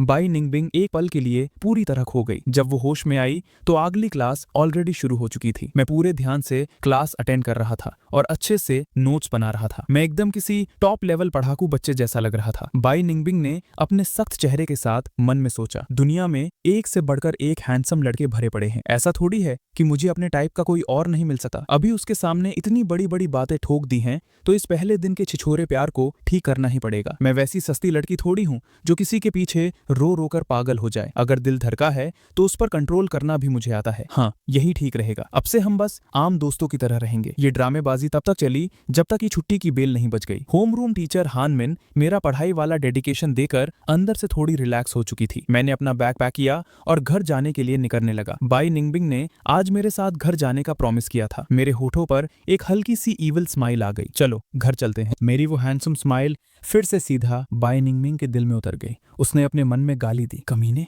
तू इतना कातिलाना हंस क्यों रहा है? उसने बुरी तरह घबराकर अपना चेहरा दूसरी तरफ घुमा लिया और एक झूठी इरिटेशन दिखाते हुए बोली, अपने हाथ पर जल्दी चला, मैं तेरे लिए यहाँ पूरी लाइफ वेट नहीं कर सकती। उसके पूरे लाल हो चुके कानों को देखकर मैंने एक सेटिस्फाइंग स्माइल दी। पागल लड़की, जिसमें सच में सब्र नहीं होता वो अब तक कब का निकल चुका होता। थोड़ी ही देर में हम बाई फैमिली के घर पहुंच गए। बाई निंगबिंग के मॉम डैड दोनों आउट ऑफ स्टेशन गए हुए थे, इसलिए घर पर सिर्फ मैं और बाई निंगबिंग थे। हाँ, और घर के सर्वेंट्स भी थे। और पढ़ाई को छोड़कर मेरी सबसे बाप लेवल की स्किल थी खाना बनाना। मैं बाई निंगबिंग की हर पसंद और नापसंद ठीक से जानता था, इसलिए मैंने डिसाइड कर लिया था कि मैं आज इसकी पूरी वाट लगाऊंगा। उस वक्त बाई निंगबिंग ऊपर अपने कमरे में सू वानरो के साथ गेम खेल रही थी। अचानक उसे खाने की एक मस्त सी महक ने अपनी तरफ खींच लिया। उसने हवा में नाक से कोड़ी और सोची, ये इतनी मस्त खुशबू कहाँ से आ रही है? क्या आज आंट लियू ने खाना जल्दी बना लिया? सही टाइम पर सामने वाली टीम ने सरेंडर कर दिया था। बाई निंगबिंग ने अपना फोन टेबल पर पटका और नीचे जाके देखने का मन बनाया। वैसे भी खाने का टाइम हो ही गया था। कमरे का दरवाजा खोलते ही वो महक अब पूरी तरह से एकदम कड़क खुशबू में बदल गई थी। बाई निंगबिंग से कंट्रोल नहीं हुआ और उसने एक गहरी सांस ली। उसकी आंखें खुशी से चमक उठी। भाई, क्या लाजवाब महक है। डाइनिंग टेबल पर रात का खाना ऑलरेडी लग चुका था। आंट लियू ने बाई निंगबिंग को नीचे आते देखा तो हंसते हुए बोली, मिस आप आ गई, मैं बस आपको ही खाने के लिए बुलाने वाली थी। बाई निंगबिंग चलते हुए टेबल के पास आई। ये सब वही रोज के नॉर्मल डिशेस थे जो वो पहले भी खाती थी। इसमें कुछ खास नहीं था, पर असली खुशबू तो अभी भी किचन के अंदर से बाहर आ रही थी। बाई निंगबिंग ने हैरानी से पूछा, किचन में कौन को कर रहा है? वो मास्टर फेंग है। उन्होंने कहा कि वो कैपिटल सिटी पहली बार आए हैं और उन्हें यहाँ का खाना ज्यादा पसंद नहीं है, इसलिए वो खुद के लिए कुछ बना रहे हैं। मेरे हाथ का खाना इतना ज्यादा टेस्टी महक रहा था कि खुद मेरे भी मुंह में पानी आ रहा था। जब वो दोनों बात कर रही थी तब तक मैं अपना खाना लेकर बाहर आ गया। उसके ठीक सामने बैठकर मैंने बड़े मजे से अपना ताजा बना हुआ डिश खाना शुरू कर दिया। थोड़ी देर बाद बाई निंगबिंग ने चुपचाप अपना सिर उठाया। उसने देखा कि मेरे हाथ का बना हुआ वो मस्त खाना सिर्फ मेरी प्लेट में था और मैं पूरे मजे से उसे पेल रहा था। मैंने नोटिस किया कि बाई निंगबिंग मुझे लगातार घूर रही है। मेरी हंसी बस छूटने ही वाली थी, पर मैंने ठीक से कंट्रोल कर लिया। बाई निंगबिंग से आखिरकार रुका नहीं गया और वो बोल पड़ी, तुमने ये खाना सिर्फ अपने लिए बनाया है? मैंने सिर उठाया और पूरी मासूमियत से बोला, आंट लियू ने मुझे बताया था कि तुम्हें स्पाइसी खाना बिल्कुल पसंद नहीं है, इसलिए मैंने तुम्हारे लिए नहीं बनाया। ये सच था कि बाई निंगबिंग को घर पर तीखा खाना पसंद नहीं था, पर बाप लेवल का स्वादिष्ट खाना इस रूल में नहीं आता था। मेरी प्लेट में जो डिश रखी थी वो देखने में ही किसी 5 स्टार रेस्टोरेंट की लग रही थी। उसका रंग और गाढ़ी ग्रेवी देखकर ही भूख बढ़ जाए, और जिसकी खुशबू इतनी भयंकर लाजवाब हो वो खाने में कहां से ठीक ठाक हो सकता है। पर मिस बाई अपनी इज्जत के मामले में कोई कॉम्प्रोमाइज थोड़ी करती है। मेरी बात सुनने के बाद जब उसे रियलिटी हिट हुई कि मैंने सच में सिर्फ एक पोर्शन बनाया है, तो उसने अपना मुंह सख्त करके कहा, हाँ, मुझे स्पाइसी बिल्कुल नहीं पसंद। उसकी इस झूठी एक्टिंग को देखकर मैं अंदर ही अंदर ठीक मजे ले रहा था, पर असली धमाका तो अभी होना बाकी था। अब उसके मुंह पर जो तमाचा पड़ने वाला था और उसकी फटी हुई शक्ल देखने के लिए मैं सच में और ज्यादा वेट नहीं कर पा रहा था। रात को खाना खाने के बाद मैंने जानबूझकर एक काफी मुश्किल सा लगने वाला क्वेश्चन लिया और बाई निंगबिंग के पास पूछने चला गया। उस वक्त बाई निंगबिंग और सू वॉनरो मिलकर अपने दोस्तों के साथ गेम खेल रही थीं। आज उनका सामना सीधा प्रो प्लेयर से हो गया था और उनकी गेम में बुरी तरह से धुलाई हो रही थी। सू वॉनरो गेम के अंदर चिल्ला रही थी, जल्दी आकर मुझे बचाओ। ठीक उसी वक्त मैंने उसके कमरे का दरवाजा नॉक किया। बाई निंगबिंग की सांस जैसे अटक सी गई थी। उसने झटके से आकर दरवाजा खोला और पूछा, क्या काम है? मैंने उसका ये इरिटेशन वाला चेहरा देखते ही समझ लिया कि गेम में इसकी पूरी वाट लग चुकी है। इसलिए मैंने ठीक ठाक नॉर्मल टोन में कहा, मुझे ये क्वेश्चन समझ नहीं आ रहा था, तो मैंने सोचा तुमसे आकर पूछ लूं कि तुम्हें आता है या नहीं। कौन सा क्वेश्चन समझ नहीं आ रहा? बाई निंगबिंग वापस जाकर आलस में अपनी चेयर पर बैठ गई। उसकी दोनों लंबी टांगे आराम से सामने की तरफ फैली हुई थी। ये वाला। मैंने वो क्वेश्चन पेपर उसके हाथ में दे दिया। बाई निंगबिंग ने सिर झुकाकर उस क्वेश्चन को देखा, पर ठीक उसी वक्त गेम के अंदर से सू वॉनरो की चिल्लाती हुई आवाज आई, बाई निंगबिंग, तू मरने वाली है क्या? इतने मेन टाइम पर तू कहाँ गायब हो गई? अपना बेस उड़ने वाला है। फोन से आती इस आवाज को सुनकर मैंने स्माइल की और उसके फोन की तरफ इशारा करते हुए बोला, क्या मैंने तुम्हें डिस्टर्ब कर दिया? बाई निंगबिंग ने अपने फोन को एक नजर देखा और हाथ हिलाते हुए बोली, कोई बात नहीं, उन्हें इग्नोर करो। ये क्वेश्चन थोड़ा मुश्किल है, तुम मुझे सोचने के लिए थोड़ा टाइम दो। तभी सू वॉनरो की आवाज फिर से आई, सिस्टर बाई, तुमने AFK क्यों कर दिया? अपना बेस सच में उड़ने वाला है। उसकी ये आवाज सुनकर मेरी हंसी बस छूटने ही वाली थी। मैंने कहा, एक काम करते हैं, जब तक तुम इस क्वेश्चन के बारे में सोच रही हो मैं तुम्हारी जगह थोड़ा गेम खेल लूं। क्या तुम्हें ये गेम खेलना आता है? बाई निंगबिंग ने डाउट के साथ मेरी तरफ देखा। ये सुनकर मैंने बड़ी शराफत के साथ कहा, हाँ, थोड़ा बहुत आता है। पिछली लाइफ में जब ये लॉन्ग याओ गेम नया नया लॉन्च हुआ था तभी से मैंने इसको खेलना शुरू कर दिया था। स्कूल के दिनों में मैं दूसरों की रैंक पुश करके ही अपनी पॉकेट मनी निकालता था। अगर सिर्फ स्किल्स की बात करूं तो मैं किसी भी असली प्रो प्लेयर से कम नहीं था। ऊपर से ये गेम अभी नया स्टार्ट ही हुआ था। मैंने पिछले कुछ दिनों में इस वर्जन को समझने के लिए कुछ मैचेस खेले थे और अब मेरे लेवल का कोई टक्कर का प्लेयर ढूंढना ऑलमोस्ट नामुमकिन था। मेरा ये थोड़ा बहुत आता है सुनकर बाई निंगबिंग सोचने लगी कि मुझे मना कैसे करे। वैसे तो इस गेम को खेलने वाले बहुत लोग थे, पर उनका सामना सीधा प्रो प्लेयर से हो रहा था, तो मेरा जाना मतलब सीधा उन्हें फ्री किल्स देना था। फालतू में सामने वाली टीम को बस गोल्ड इकोनॉमी मिल जाती। बाई निंगबिंग के साथ खेल रही उन तीनों सहेलियों ने गेम में एकदम चुप्पी साध ली थी। वो मन ही मन सोच रही थी कि चलो अब सीधा सरेंडर ही कर देते हैं। बाई निंगबिंग ने कुछ सेकंड्स तक मेरी आंखों में देखा और फिर बिना किसी एक्सप्रेशन के बोली, तुम्हें खेलना है तो खेल लो। उसकी परमिशन मिलते ही मैंने उसका फोन हाथ में लिया। मैंने नोटिस किया कि सामने वाली टीम में शेनमिंग नाम का जो प्रो प्लेयर था, ये तो वही शिकार था जिसे मैंने कुछ दिन पहले ही बुरी तरह हराया था। मैंने हानशिन कैरेक्टर को कंट्रोल करते हुए अपने हाई ग्राउंड टावर के पास खड़ा किया। मेरी टीम के सारे प्लेयर्स मर चुके थे और सामने वाले पांचों अभी जिंदा थे। भले ही उनकी हेल्थ थोड़ी लो थी, पर साफ दिख रहा था कि वो एक ही पुश में मैच खत्म करना चाहते थे। जब सबको लग रहा था कि गेम अब यही खत्म होने वाला है,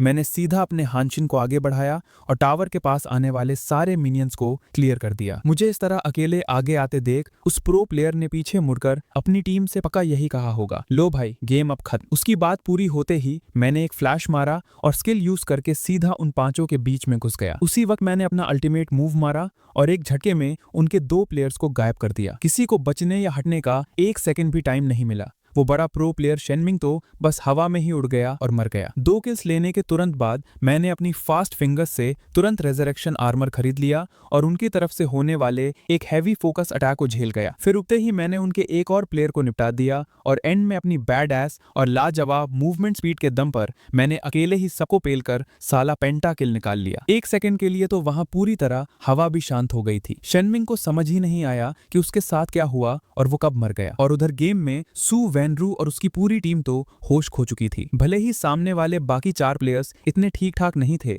पर वो शेनमिंग तो सच में एक प्रो था और मैंने सीधा अकेले 1 वर्सेस 5 करके उन सब की औकात दिखा दी थी। थोड़ी ही देर में सामने के बचे हुए 4 प्लेयर्स वापस जिंदा हो गए, पर मेरी सोलो पुश और next level in game commands के दम पर 5 मिनट से भी कम टाइम में हम सीधा उनके बेस में घुस गए। हमने गेम पूरी तरह पलट दिया था और हारी हुई बाजी को सीधा जीत में बदल दिया। बाई निंगबिंग ने सपने में भी नहीं सोचा था कि मैं गेम खेलने में इतना खतरनाक होऊंगा। अपनी हैरानी से बाहर आने के बाद वो मेरी तारीफ किए बिना नहीं रह पाई। तुम गेम सच में बहुत अच्छा खेलते हो, मैंने हंसते हुए अपने हाथ हिलाए। अच्छा ये सब छोड़ो, क्या तुम्हें उस क्वेश्चन को सॉल्व करने का आइडिया मिलते हैं? नहीं, उसका पूरा ध्यान तो मेरे बाप लेवल गेम प्ले को देखने में था। मैं एक बार फिर से चेक करती हूँ। उसने जल्दी से सिर झुकाया और क्वेश्चन को देखने लगी। वो क्वेश्चन सच में काफी मुश्किल था और उसमें ठीक ठाक दिमाग लगना था। वो ऑलमोस्ट किसी कॉम्पिटिशन लेवल की प्रॉब्लम थी। बाई निंगबिंग को डर था कि कहीं मैं सॉल्यूशन समझ ना पाऊं, इसलिए उसने एक एक स्टेप बहुत ठीक से डिटेल में लिखा। पूरा आंसर सॉल्व करने में पूरे 2 रफ पेजेस लग गए थे। मैंने सिर उठाया और उसकी तरफ देखकर एक कातिलाना स्माइल पास की। थैंक यू, ये कहकर मैं उसके कमरे से बाहर चला गया और मेरी उस खूबसूरत और हैंडसम स्माइल को देखकर बाई निंगबिंग के दिल की धड़कन अचानक आउट ऑफ कंट्रोल हो गई और उसे दोबारा झटके लगने शुरू हो गए। उसके बाद बाई निंगबिंग अपने बेड पर लेट गई। उसे लैपटॉप की तरफ से सु वनरो और उन सब की बातें सुनाई दे रही थी। सिस्टर बाई, क्या फोंग युआन चला गया? बाई निंगबिंग को मेरे जाते टाइम वाली वो हैंडसम स्माइल बार बार याद आ रही थी और उसका ध्यान ठीक भटका हुआ था। सु वनरू हंसती हुई बोली, भाई सच में मैंने सोचा भी नहीं था कि वो इतना तगड़ा गेम खेलता है। कल तू उसे बोलकर पूछना कि क्या वो हमें रैन पुश करवा सकता है। हम एकदम परफेक्ट 5 लोगों की टीम बन जाएंगे। बिल्कुल नहीं, बाई निंगबिंग ने बिना 1 सेकंड सोचे तुरंत इनकार कर दिया। पर क्यों नहीं? सु वनरू को अचानक ऐसा लगा जैसे उसकी सबसे प्यारी चीज उससे छीन ली गई हो। मैंने कहा ना नहीं, मतलब नहीं। ये बोलते ही बाई निंगबिंग गेम से एग्जिट हो गई और उसने अपनी कंपटीशन लेवल वाली प्रैक्टिस बुक निकालकर क्वेश्चन सॉल्व करना शुरू कर दिया और वो बुक लगातार सॉल्व करते करते रात के 12 बज गए। अगले दिन सुबह बाई निंगबिंग जल्दी उठ गई और नीचे आकर अपना ब्रेकफास्ट कर रही थी। जब उसने देखा कि मैं अब तक नीचे नहीं आया हूं, तो वो आंट लियू को मुझे बुलाने के लिए भेजने ही वाली थी। अचानक उसे सीढ़ियों से किसी के आने की आवाज सुनाई दी। आवाज सुनकर बाई निंगबिंग ने अपना सिर उठाया और उस तरफ देखा। उसका दिल अंदर से पागलों की तरह कूदने लगा। कुत्ता कहीं का, ये हर दिन पहले से ज्यादा हैंडसम क्यों लगने लगता है? मैं ठीक बाई निंगबिंग के सामने आकर बैठ गया। Good morning sister Ningbing. आखिरकार वो अपने होश में आई। उसे एहसास हुआ कि वो मुझे ठीक ठाक देर तक घूरती रह गई थी। उसने शर्म के मारे जल्दी से अपना सिर झुकाया और जोर से ब्रेड का एक बड़ा टुकड़ा चबाते हुए आधी आवाज में बोली, मॉर्निंग। उसकी इस घबराहट और अजीब हरकतों को नोटिस करके मैं अंदर ही अंदर ठीक मजे ले रहा था। क्या बात है, इतनी जल्दी कंट्रोल खोने लगी? अभी तो मैंने अपने एक भी भौकाली अल्टीमेट मूव्स यूज नहीं किए हैं। अभी तो उसे चढ़ाकर पूरी नखरे वाली प्रिंसेस बनाना बाकी है। मैं सच में उस दिन का वेट कर रहा हूँ जब उसका ये सारा ठेठ एटीट्यूड उतरेगा और इसके अपने ही घमंड के थप्पड़ इसके मुंह पर पड़ेंगे। बाई निंगबिंग ने स्कूल जाने के लिए मेरा वेट नहीं किया। वो जानबूझकर मुझसे बच रही थी। उसको डर था कि कहीं वो इसमें पूरी तरह डीप ना डूब जाए, इसलिए अपना ब्रेकफास्ट खत्म करके वो अकेले ही पहले निकल गई। उसने ड्राइवर से बोला कि वो मुझे ड्रॉप कर दे और खुद अपनी साइकिल लेकर निकल गई। मुझे इस बात से लड़ फर्क नहीं पड़ा। मैं ठीक समझ रहा था कि वो पक्का अभी मुझसे डिस्टेंस बनाने के बारे में सोच रही होगी ताकि वो मेरे और प्यार में ना फंस जाए। पर भला मैं उसे ऐसा क्यों करने दूंगा? मेरे चेहरे पर एक शैतानी और कमीनी स्माइल आ गई। 20 मिनट बाद मैं क्लासरूम में पहुंचा और बाकी सबकी तरह मैं भी अपनी बुक निकालकर मॉर्निंग रीडिंग करने लगा। मॉर्निंग रीडिंग को मिलाकर पूरी सुबह में 5 क्लासेस थीं और मैं लगभग पूरा टाइम सिर्फ किताब में घुसा रहा। ब्रेक के टाइम भी मैं वही कर रहा था। मेरा पढ़ने का फोकस इस हद तक भयानक था कि कोई भी देखकर डर जाए। बाई निंगबिंग मुझे इस तरह पढ़ता देखकर मेरी उस एक बात पर पूरा भरोसा कर बैठी कि मैं यहाँ इस शहर में किसी फालतू के रिलेशनशिप को बढ़ाने नहीं आया था, बल्कि मैं यहाँ सिर्फ खुद को आगे बढ़ाने आया था। पूरा दिन बीत गया और क्लास के अंदर मैंने उससे मुश्किल से ही 2-4 बातें की होंगी। ये सब देखकर बाई निंगबिंग की सोच और भी सॉलिड हो गई कि ये लड़का तो सिर्फ पढ़ाई करना चाहता है। इसके दिमाग में हमारी बचपन की सगाई का तो रत्ती भर भी ख्याल नहीं है, तो फिर उसे भी इस फालतू बात पर इतना टेंशन नहीं लेना चाहिए था। ये बात समझने के बाद बाई निंगबिंग को लगा जैसे उसके दिल की धड़कन वापस औकात पर आकर नॉर्मल हो गई थी। उसके दिमाग में अचानक से मूव वार्निंग का दिया हुआ आइडिया याद आया। जब उसने सोच ही लिया है कि वो अपने दिल पर कंट्रोल रखेगी और मेरे चक्कर में नहीं पड़ेगी और साथ ही मुझसे बचकर निकलना भी मुमकिन नहीं है, तो बेहतर यही है कि हम दोस्त बनकर रहें, क्योंकि दोस्त पर तो वो अपनी जिंदगी में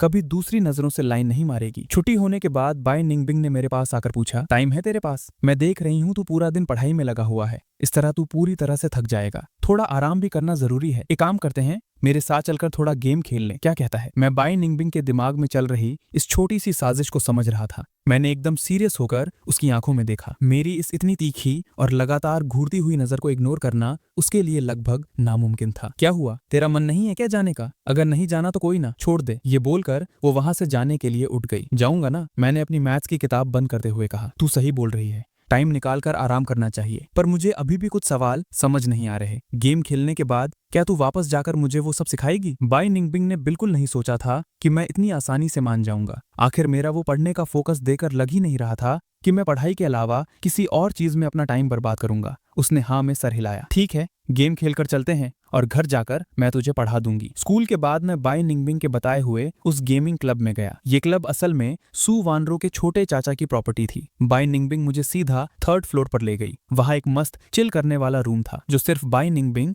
और उन चारों दोस्तों के लिए प्राइवेट स्पेस था। सू वानरो हमारे आने से पहले ही उस क्लब में पहुंच चुकी थी। उस प्राइवेट गेम रूम के अंदर इस वक्त सू वानरो पूरे ओवर एक्टिंग करते हुए मू वानिंग और गू चिंगहन को बता रही थी। मैं मजाक नहीं कर रही हूँ, वो लड़का फेंग युआन सच में एकदम जहर हैंडसम है। अगर वो और बाई दीदी बचपन से एंगेज न होते ना तो मैं कसम से जाकर उसको सेट कर लेती। मू वानिंग अपने हाथ में पकड़ी पेन को घुमाते हुए मजेदार हंसी हंसी। इतना भौकाल क्यों मचा रही है? तूने पहले कभी कोई हैंडसम लड़का नहीं देखा क्या? वही तो, और वैसे भी बंदे ने ग्रुप में ऑलरेडी बोल दिया था कि वो सिर्फ अपनी पढ़ाई पर ध्यान देना चाहता है, पर तेरी बातों से तो ऐसा लग रहा है कि वो बाई निंगबिंग पर पूरी तरह फिदा है। गू चिंगहन ने अपने फोन से नजर हटाकर बीच में अपनी बात रखी। सू वानरो ने अपनी उन दोनों भोली दोस्तों को घूर कर देखा। उसे अचानक लगा जैसे पूरी दुनिया बेवकूफ है और सिर्फ वो ही सच्चाई जानती है। उसने औरतों वाली छठी इंद्री की कसम खाकर कहा कि फेंग युआन हर हाल में बाई निंगबिंग को पसंद करता है और किसी इंसान की नजरें कभी झूठ नहीं बोलती। और जब मैं और बाई निंगबिंग दरवाजे पर पहुंचे,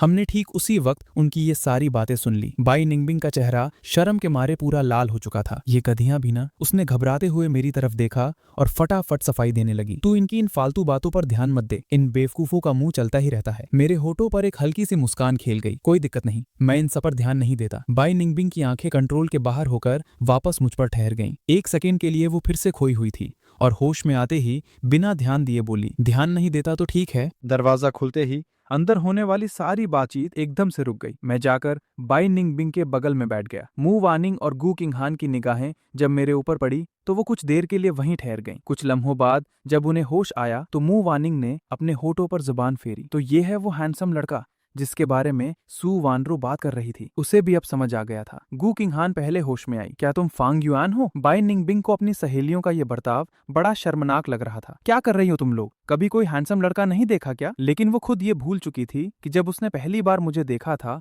तो वो खुद भी बुरी तरह से हैरान रह गई थी और अपना रिएक्शन भूल गई थी। असल में मैं इन तीनों लड़कियों को अच्छी तरह जानता था, बस फर्क इतना था कि वो मेरी पिछली जिंदगी की बात थी। मैंने बड़ी शराफत से तीनों की तरफ हाथ हिलाया। हेलो, मैं फांग युआन हूँ। गू किंगहान ने एक बेहद मीठी मुस्कान के साथ कहा, हेलो, तुमसे मिलकर अच्छा लगा। मेरा नाम गू किंगहान है। मू वानिंग की नजर तो जैसे पहली ही बार में मुझ पर ठहर सी गई थी, लेकिन जब उसने नोट किया कि मैं किस तरह बाई निंगबिंग को देख रहा था तो वो मन ही मन कूदने लगी। सू वानरू सच में सही कह रही थी, यहाँ दाल नहीं गलने वाली। इंट्रो होने के बाद सब लोग डायरेक्ट पॉइंट पर आ गए, गेम खेलने। मैंने हल्का सा साइड में देखा तो मुझे बाई निंगबिंग का साइड फेस दिखाई दिया। मेरे दिल से अपने आप एक आवाज निकली, कितनी खूबसूरत लग रही है। बाई निंगबिंग को शायद इस बात का एहसास हो गया और उसने अपना सर घुमाकर मेरी तरफ देखा। मेरा रिएक्शन भी काफी तेज था। जैसे ही उसने मेरी तरफ देखा मैं पीछे झुक गया और अपने जूते के लेसेस बांधने की एक्टिंग करने लगा। मेरी इस हरकत की वजह से गलती से मेरी कॉलर के अंदर की चेस्ट मसल्स और हल्के हल्के दिखने वाले एब्स उसके सामने आ गए। मैं तो बस यही चाहता था कि बाई निंगबिंग को ये पता न चले कि मैं उसे घूर रहा था। मुझे क्या पता था कि मेरी इस हरकत से तो तीर सीधा उसके दिल पर जाकर लगेगा। बाई निंगबिंग लगातार 2 सेकंड तक मेरी तरफ देखती रही। जब उसने अपनी निगाहें हटाई तो उसका चेहरा शर्म से पूरा लाल हो चुका था, जैसे खून निकल आएगा। वो अपना तेजी से धड़कता हुआ दिल पकड़कर मन ही मन खुद को गालियां देने लगी। कितनी यूजलेस हूं मैं, खुद से वादा किया था कि बस दोस्त बनकर रहूंगी, फिर ये दिल क्यों इतना जोर से धड़क रहा है। उसके तुरंत बाद उसने अपना चेहरा एकदम टाइट कर लिया, जिससे वो काफी कोल्ड और बेपरवाह लगने लगी। गेम स्टार्ट हो चुका था। सू वानरू ने मुझे अभी भी गेम से बाहर देखा तो चिल्लाकर बोली, गेम शुरू हो गया है। आ गया। मैंने तुरंत अपना फोन उठाया और गेम में एंटर किया। तभी मैंने देखा एक बार फिर हमारा मैच प्रो प्लेयर्स के साथ हो गया था और ये तो वही टीम थी जिसमें शेनमिंग था। पिछली बार मैंने बाई निंगबिंग की आईडी से खेला था और अकेले 5 को मारकर पेंटाकिल लिया था। आज तो लग रहा था इनमें अलग ही लेवल की आग लगी हुई थी, क्योंकि वो लगातार बाई निंगबिंग के पीछे पड़े हुए थे। गेम शुरू होते ही बाई निंगबिंग ने 2 बार अपनी जान दे दी थी। मैं बॉट लेन में था जब मैंने सू वानरू को बगल में चिल्लाते हुए सुना, बाई दीदी आगे जाओ ना, ये क्या हो रहा है, उन्होंने 2 किल्स कैसे निकाल लिए। मू वानिंग और गू किंगहान को भी इस बात पर हैरानी हो रही थी। आखिर उन्हें बाई निंगबिंग का लेवल पता था। भले ही सामने प्रो प्लेयर्स हों, फिर भी इतने कम टाइम में 2 बार मर जाना तो थोड़ा अजीब था। मुझे भी थोड़ा डाउट हुआ। जैसे ही मैं बाई निंगबिंग से पूछने वाला था कि क्या हुआ, दुश्मन टीम के लोगों ने बेइज्जती करनी शुरू कर दी। एक बंदे जिसका नाम द स्ट्रॉन्गेस्ट असैसिन था, उसने चैट में लिखा, बस इतना ही, ये है वो सो कॉल्ड प्रो प्लेयर शेनमिंग। तुझे याद है लास्ट टाइम इसने तुझे और पूरी टीम को 1v5 में हराकर पेंटा किल लिया था। तुझे यकीन है ये वही बंदा है? इतनी नूब। मैंने तो आराम से इसका काम तमाम कर दिया, ये तो पलटकर वार भी नहीं कर पाई। मिंग भाई मजाक तो नहीं कर रहे ना? शेनमिंग को भी थोड़ा डाउट होने लगा, क्या अकाउंट किसी और के पास है? द स्ट्रॉन्गेस्ट असैसिन फिर से ताना मारते हुए बोला, तभी मैं सोचूं, मैंने भी कहा था इतनी नूब मिंग भाई को कैसे हरा सकती है। सू वानरो का खून खौल उठा। क्या बकवास है ये, किसको नूब बोल रहे हो? बाई दीदी जाओ इनकी बैंड बजाओ। लेकिन बाई निंगबिंग का चेहरा बिल्कुल ब्लैंक था। उसकी बाएं हाथ की उंगलियां स्क्रीन पर थोड़ी मुड़ी हुई थी। उसने नीचे देखा, उसकी 5 में से 3 उंगलियां सूजी हुई थीं। सुबह बाथरूम जाते वक्त गलती से उसकी उंगलियां दरवाजे में आ गई थीं। उस वक्त उसे उतना दर्द नहीं हुआ था, तो उसे अंदाजा नहीं था कि ये इतना सीरियस हो जाएगा। जिंदगी भर अपनी शान में जीने वाली बाई निंगबिंग किसी दूसरे की इंसल्ट कैसे बर्दाश्त कर सकती थी, भले ही ये एक गेम क्यों न हो। उसने अपनी उंगलियों को हल्का सा दबाया और जैसे ही वो जवाब देने ही वाली थी, तभी फोन से एक बहुत ही एक्साइटिंग कंटिन्यूस साउंड आई। Double kill, triple kill, quadra kill. सन्नाटा, एकदम मौत जैसा सन्नाटा। मैंने ग्लोबल चैट में एक सेंटेंस टाइप किया, बस इतना ही। ये लाइन उनकी बेइज्जती करने के लिए काफी थी। ऐसा लग रहा था जैसे उनका बाई निंगबिंग को नूब बोलना किसी किंडरगार्टन के बच्चे की बातों जैसा था। एक सिंपल बस इतना ही, बिना किसी का नाम लिए। लेकिन पेंटा किल लेने के बाद ये बात बोलने का सीधा मतलब पता चल रहा था। जो द स्ट्रॉन्गेस्ट असैसिन अभी अभी बाई निंगबिंग का मजाक उड़ा रहा था, उसका चेहरा शर्म और गुस्से से जल रहा था। पर सच्ची ताकत के सामने ये सारी धमकियां और बड़बोलापन बिल्कुल बेकार थे। वो 5 प्रो प्लेयर्स, जिसमें से 3 सब्स्टिट्यूट थे, एक आम से खिलाड़ी के हाथों बुरी तरह पीटे गए। इससे बड़ी बेइज्जती और क्या हो सकती थी। सू वानरो और बाकी सब अब होश में आए। शुरू की हैरानी अब अंदर की बेहिसाब खुशी में बदल चुकी थी। बाई निंगबिंग मेरे सबसे करीब थी। वो हैरानी से मेरी एकदम शांत फेस प्रोफाइल को देखे जा रही थी। ये मेरी तरफ से उनको जवाब दे रहा है। अमीर घर की बड़ी बेटी बाई निंगबिंग ऐसी लड़की थी जो हर चीज अपने हिसाब से चलाती थी। आज तक वही हमेशा दूसरों के लिए स्टैंड लेती थी। कभी किसी ने उसके लिए आगे आकर कुछ नहीं किया था। वो बस हैरान होकर अपने बगल में बैठे मुझको घूरती रही। एक बार उन सब की बोलती बंद करने के बाद मेरा मूड काफी हल्का और खुश हो गया था। इनकी औकात क्या है जो मेरी बाई निंगबिंग की बेइज्जती करे। मैंने अपनी उंगलियां स्ट्रेच की और पलटकर बाई निंगबिंग को देखते हुए एक खूबसूरत स्माइल दी। अब इनके मुंह से बकवास बंद हो गई होगी। मेरा वो मुस्कुराता चेहरा इतना हैंडसम लग रहा था कि उस लम्हे बाई निंगबिंग को लगा जैसे उसके दिल ने एक धड़कन छोड़ दी हो। उसने जल्दी से अपना चेहरा दूसरी तरफ कर लिया और थोड़ा एटीट्यूड दिखाते हुए बोली, थैंक्स। अपनी बेइज्जती और औकात बचाते हुए इस नखरे वाली राजकुमारी ने आगे ऐड किया, मेरा तो बस हाथ चोटिल था, इसलिए मुझे भी इस वक्त उसके हाई ईगो का ध्यान रखना था। इसलिए मैंने उसकी बात में हाँ मिलाते हुए कहा, अगर तुम्हारे हाथ में लग नहीं गई होती तो इनकी इतनी हिम्मत नहीं होती इतना उछलने की। भले ही बात जो भी हो, हर जीत तो हार जीत ही होती है। बाई निंगबिंग शायद अपना ईगो दिखा सकती थी, लेकिन जब मैंने ये बात उसको सपोर्ट करते हुए कही तो उसके चेहरे पर हल्के से लाल रंग की चमक आ गई। पता नहीं क्यों उसे लगा कि मैं उसे बहुत पैम्पर कर रहा हूँ। गेम अभी खत्म नहीं हुआ था, लेकिन अब सब जानते थे कि कौन जीतने वाला है। मैंने अपना सीना थपथपाया, वैसे जब तुम्हारी उंगली में चोट है तो खेलना छोड़ दो ना, ये मैच मैं तुम्हारे लिए जीत लूंगा। तुम बस आराम से बैठ कर देखो कैसे मैं उन्हें उनकी औकात दिखाता हूँ। मेरी मुस्कान बिल्कुल नेचुरल और वार्म थी, जैसे सीधा बाई निंगबिंग के दिल में उतर रही हो। गेम खत्म होने के बाद शेनमिंग का मुझे मैसेज आया, पिछली बार वो आईडी सीटियोंग शिया क्या तुम ही यूज कर रहे थे? मैंने चैट देखी और हंसते हुए रिप्लाई किया, एकदम सही जवाब। शेनमिंग को सारी बात समझ में आ गई। तभी तो मैं सोचूं तुम अपने पुराने दोस्तों पर जरा भी रहम नहीं खाते। मैंने स्माइल के साथ उसे करेक्ट किया, पुराने दोस्त नहीं, पुराने हारे हुए ओपोनेंट्स। बाई निंगबिंग जानबूझकर झांक नहीं रही थी, बस अचानक से उसकी नजर मेरे और शेनमिंग की प्राइवेट चैट पर पड़ गई। तुम शेनमिंग को जानते हो? उसने पूछा। मैंने रैंडमली चैट बॉक्स बंद कर दिया। हाँ जानता हूँ। तो फिर तुमने मेरे लिए उसको मजा क्यों चखाया? तुम्हें अपने दोस्त को नाराज करने से डर नहीं लगा? बाई निंगबिंग ये भूल गई थी कि अभी हम रिलेशन में नहीं आए हैं, और मैंने भी फ्लो में बोल दिया, किसी की इतनी हिम्मत कैसे हो सकती है कि वो तुम्हें परेशान करे? ये बात मैंने इतनी कैजुअली कही थी, पर आवाज में एकदम और जोर था। बाई निंगबिंग एकदम ठहर सी गई और मुझे हैरानी से देखने लगी। मैं भी अब समझ गया था, कहीं बाई निंगबिंग को शक न हो जाए, इसलिए मैंने अपनी सिग्नेचर हैंडसम स्माइल दी क्योंकि अभी के लिए हम टीममेट्स हैं ना। तो ये सब टीममेट्स होने की वजह से था। बाय निंगबिंग के दिल ने फिर से एकदम से बंजी जंपिंग जैसी छलांग लगाई। उसने अपना सर ईगो के साथ उठाया। इस बार तुमने मेरी मदद की है तो मैं तुम्हारा एहसान मानती हूँ। फ्यूचर में जब भी तुम्हें कोई हेल्प चाहिए हो बेझिझक बता देना। ये सुनकर मेरे होठों पर मुस्कान आ गई। आज रात को ही हेल्प चाहिए? बाय निंगबिन थोड़ा शॉक रह गई। उसने उम्मीद नहीं की थी कि मैं इतनी जल्दी और बिना हिचकिचाहट के कुछ मांगूंगा। हाँ, तुम्हें रात को पता चल जाएगा। मैंने एक बार फिर से उसे स्माइल पास की। बाय निंगबिंग का हाथ जख्मी था, इसलिए वो आगे नहीं खेल सकती थी। हम दोनों भी वहां ज्यादा देर नहीं रुके। हमारे जाने के बाद सू वानरो ने अपने हाथ खोले और बोली, मैंने कहा था ना। गु किंगहान ने एक बदमाश हंसी दी। मैं तो वेट नहीं कर पा रही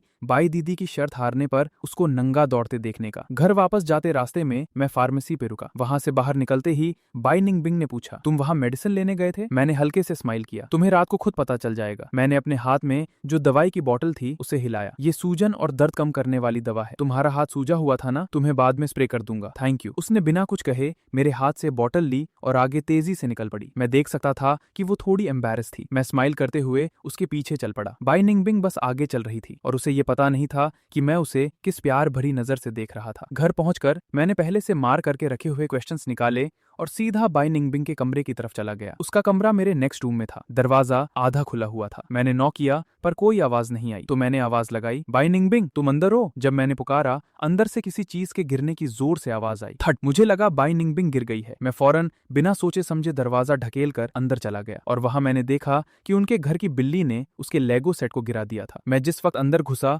उसी वक्त बाय निंगबिंग बाथरूम से निकल कर आई। उसने बस एक टॉवल पहना हुआ था। मैं ऑकवर्ड फील करके फौरन दरवाजे से बाहर आ गया। बाय निंगबिंग ने काफी आराम से अपना पजामा हैंगर से उठाया, वापस पलटकर बाथरूम में गई और 2 मिनट से पहले कपड़े पहनकर बाहर आ गई। जब वो बाहर आई, उसकी पीली और ठंडी स्किन उसके चेहरे को और भी बेपरवाह और ठंडा बना रही थी। मुझे पता था कि बाय निंगबिंग को किसी का उसके पर्सनल स्पेस में घुसना बिल्कुल पसंद नहीं था, इसलिए मैंने रीजन दिया, मुझे अभी कुछ गिरने की आवाज आई। मुझे लगा तुम गिर गई हो, इसलिए मैं अंदर आ गया। मैंने नॉक किया था। बाय निंगबिंग ने बस कहा। मेरे हाथ में पड़ी वर्कशीट को देखा और बिना किसी इमोशन के पूछा, कौन से क्वेश्चंस नहीं आ रहे? मैं समझ नहीं पा रहा था कि वो गुस्से में थी या नहीं। वो खुद को कंसील करने में एक्सपर्ट थी, तो उसकी फीलिंग को रीड करना मेरे लिए पॉसिबल नहीं था उस वक्त। ये वाले नहीं आते। मैंने वर्कशीट खोलकर उसकी टेबल पर रख दी। बाय निंगबिंग ने कुर्सी खींची, बैठी और वर्कशीट के क्वेश्चंस को ध्यान से देखने लगी। क्योंकि वो अभी नहाकर आई थी, उसके बदन से काफी फ्रेश और साफ बॉडी वॉश की खुशबू आ रही थी। मैं उसके बगल में बैठा। वो क्वेश्चंस पर फोकस कर रही थी और मैं उस पर। मैं उसे बिना छुपाए लगातार घूर रहा था। अपने मन में मैं खुद को कोस रहा था, कितना कर सकती है ये। मैंने तुम्हें बताया मैं क्यों अंदर गलती से आया। फिर भी उसने एक फ्लैट साफ फेस रखा हुआ है। क्योंकि मेरी निगाहें इतनी डायरेक्ट और लगातार थीं, बाय निंगबिंग के लिए उन्हें इग्नोर करना लगभग नामुमकिन था। उसने अपने हाथ में पेन पकड़ा हुआ था और उसकी लंबी खूबसूरत उंगलियां उसे कसकर दबा रही थीं। उसने पेन की ग्रिप टाइट की और उसके कान शर्म से इतने लाल हो गए थे कि यकीन करना मुश्किल था। वो पूरी तरह से अपना फोकस खो चुकी थी और सवाल पर ध्यान ही नहीं दे पा रही थी। आखिरकार उससे और बर्दाश्त नहीं हुआ। उसने अपना सर घुमाया और मेरी तरफ देखा। घूरना बंद करेगा या नहीं? चलो। आखिरकार उसने अपनी कोल्ड फेस के अलावा कोई और रिएक्शन तो दिया। उसकी टोन सुनकर मैं समझ गया था कि वो असलियत में गुस्से में नहीं है। मेरी जीत की खुशी मेरे चेहरे पर साफ दिख रही थी। मैंने मुस्कुराते हुए आराम से हाथ हिलाया। बाय निंगबिंग, मैंने एक चीज नोटिस की है, तू सच में काफी खूबसूरत है। ये सुनते ही बाय निंगबिंग के दिल में जैसे कोई बम फट गया। उसने ऐसी हड़बड़ी में अपनी नजरें चुराई कि उसकी घबराहट साफ झलक रही थी और उसी पैनिक में उसने ऐसी बात कह दी जो वो असलियत में फील नहीं करती थी। मुझे अच्छे से याद है तूने कहा था कि तू यहाँ सिर्फ पढ़ाई पर फोकस करने आया है और खुद को आगे बढ़ाने आया है, तो गलती से भी मेरे प्यार में पागल मत हो जाना।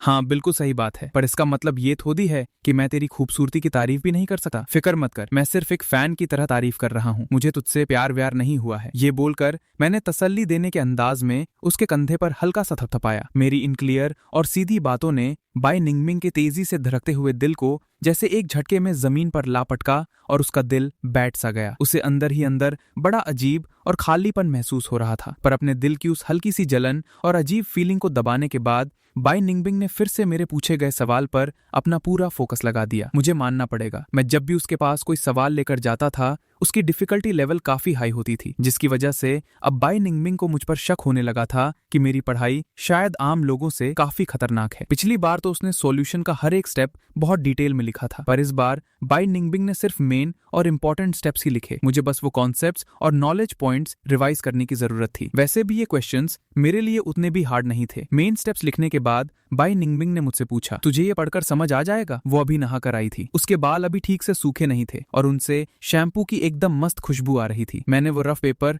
अपनी तरफ नहीं खींचा, बल्कि खुद थोड़ा आगे खिसक कर उसके और करीब चला गया। मेरे इतने पास आते ही बाई निंगबिंग की बॉडी का राइट साइड एकदम पत्थर की तरह जम गया, पर मैंने ऐसी एक्टिंग की जैसे मुझे किसी बात का कोई एहसास ही नहीं हुआ और अपना पूरा ध्यान उसके लिखे हुए सॉल्यूशन को समझने में लगा दिया। फिर मैंने बहुत ही प्यार और हल्के टोन में उससे पूछा, क्या इसको ऐसे ही समझना है? बाई निंगबिंग ने जब मेरी एक्सप्लेन करने की अप्रोच सुनी तो वो अंदर ही अंदर मेरे तेज दिमाग को मान गई और ठीक उसी वक्त मेरी इतनी मीठी आवाज सुनकर उसे अपने कान जलते हुए महसूस हुए। तू थोड़ा ज्यादा पास आ गया है। उसकी आवाज अचानक से थोड़ी तेज हो गई। सॉरी, मैंने एकदम आराम से और कूल अंदाज में माफी मांगी। ऐसा लग रहा था जैसे मेरा सारा फोकस सिर्फ और सिर्फ उस सवाल पर है। मुंह से तो मैंने सॉरी बोला, पर मेरी बॉडी उसके थोड़ा और पास खिसक गई। बाई निंगबिंग एक बार टोक चुकी थी, अब उसकी दोबारा टोकने की हिम्मत नहीं हो रही थी, इसलिए उसने चुपचाप अपनी इस अजीब फीलिंग को मारने के लिए अपना दिमाग वापस क्वेश्चन सॉल्व करने में लगा दिया। मैंने देखा कि उसका उल्टा हाथ अभी भी सूजा हुआ था। मैं अपनी जगह से उठा और बगल वाले कबर्ड के पास रखी वो दवा उठा लाया जो मैं रास्ते से उसके लिए लाया था। थोड़ी देर वेट करने के बाद आखिरकार बाई निंगबिंग ने सारे सॉल्यूशंस पेज पर लिख दिए। इस बार मैंने जल्दबाजी में खुद कॉन्सेप्ट पकड़ने का नाटक नहीं किया। मैं खामोशी से बैठा रहा और बाई निंगबिंग को मुझे एक एक करके सारे स्टेप समझाने दिया। समझ आया? अगर दिमाग में नहीं घुसा तो मैं इसको थोड़ा और डिटेल में समझाती हूँ। मैंने सर हिलाते हुए इनकार किया। जरूरत नहीं है, मैं समझ गया। बाई निंगबिंग ने हल्की सी खांसी की। तो फिर तेरा और कोई काम है यहाँ? इसका साफ और सीधा मतलब यही था। काम हो गया ना, अब तू बाहर क्यों नहीं निकल रहा? मैं उसकी इस बात का असली मतलब समझ गया और मन ही मन उस पर हंसने लगा कि अगर ये लड़की इतनी खूबसूरत नहीं होती तो इस औकात तोड़ने वाले नखरे और एटीट्यूड के चलते ये पूरी जिंदगी सिंगल ही मरती। मैंने मुंह खोल कर बोला, हाँ, एक और बड़ा जरूरी काम बचा है। जरूरी काम? बाई निंगबिंग के तो पल्ले नहीं पड़ा कि अब क्या भौकाल बचा है। उसने ये सोचा ही था कि मैंने उसकी तरफ झुकर तुरंत उसका हाथ अपने हाथों में पकड़ लिया। उस एक सेकंड के लिए बाई निंगबिंग के दिल की धड़कन जैसे रुक सी गई थी और उसकी आवाज एकदम टाइट हो गई। ये क्या कर रहा है तू? मैंने उसके उस सूजे हुए लेफ्ट हैंड को अपनी तरफ खींचा और अपने राइट हाथ में पकड़ी दवा की बोतल को हिलाया। तेरे हाथ पर दवाई स्प्रे करने लगा हूँ, तूने अभी तक यूज नहीं की ना? ओ, तो ये बस दवाई लगा रहा था। बाई निंगबिंग ने थोड़ी राहत की सांस ली। मैं देख रहा था कि वो बिना बात के काफी ज्यादा डर और टेंस फील कर रही थी। मैं जानबूझकर थोड़ा और उसके करीब गया और मेरी मुस्कान बड़ी होती चली गई। तुझे क्या लगा मैं तेरे साथ अकेले में क्या करने वाला हूँ? मेरे चेहरे पर उस हैंडसम और फ्लर्टी मुस्कान को देकर बाई निंगबिंग की धड़कनें सीधा अपनी आखिरी लिमिट तक पहुंच गई। इसको अंदाजा भी नहीं है कि ये हंसते हुए कितना आफत लगता है। इस डर से कि कहीं मैं उसके जोर जोर से धड़कते दिल की आवाज न सुन लूं, बाई निंगबिंग ने अपने चेहरे पर तुरंत अपनी सड़ी हुई कोल्ड लुक वापस लाई और थोड़ा पीछे खिसक गई। मैं अपना हाथ खुद ठीक कर लूंगी। मैंने उसकी इस फालतू की जिद को भाव नहीं दिया। अगर तुझे खुद से लगाना आता तो आज पूरा दिन निकलने के बाद अब तक तू लगा चुकी होती। बाई निंगबिंग ने अपने उन बर्फीले और खतरनाक निगाहों से घूर कर मेरी तरफ देखा। आमतौर पर जब वो किसी की औकात नापने के लिए ऐसी लुक देती थी तो सामने वाले वैसे ही घुटने टेक देते थे, लेकिन आज उसका ये मैजिक फेल था क्योंकि उसे बस मेरा सर दिखाई दे रहा था। मैं अपना सर झुकाए उसकी उंगलियों पर दवा स्प्रे कर रहा था और फिर बहुत ही हल्के हल्के और पूरे प्यार से उसके सूजे हुए हिस्से की मालिश करने लगा। बाई निंगबिंग ये नया रूप देकर इतनी ज्यादा सदमे में थी कि उसके मुंह से एक शब्द नहीं निकल रहा था। जब उसके दिमाग में एक वक्त पर 100 सवाल घूम रहे थे और दिल रोलर कोस्टर की तरह भाग रहा था, ठीक उसी लम्हे मैंने अचानक उसका हाथ छोड़ दिया। लो, हो गया। गुर्र गुर्र।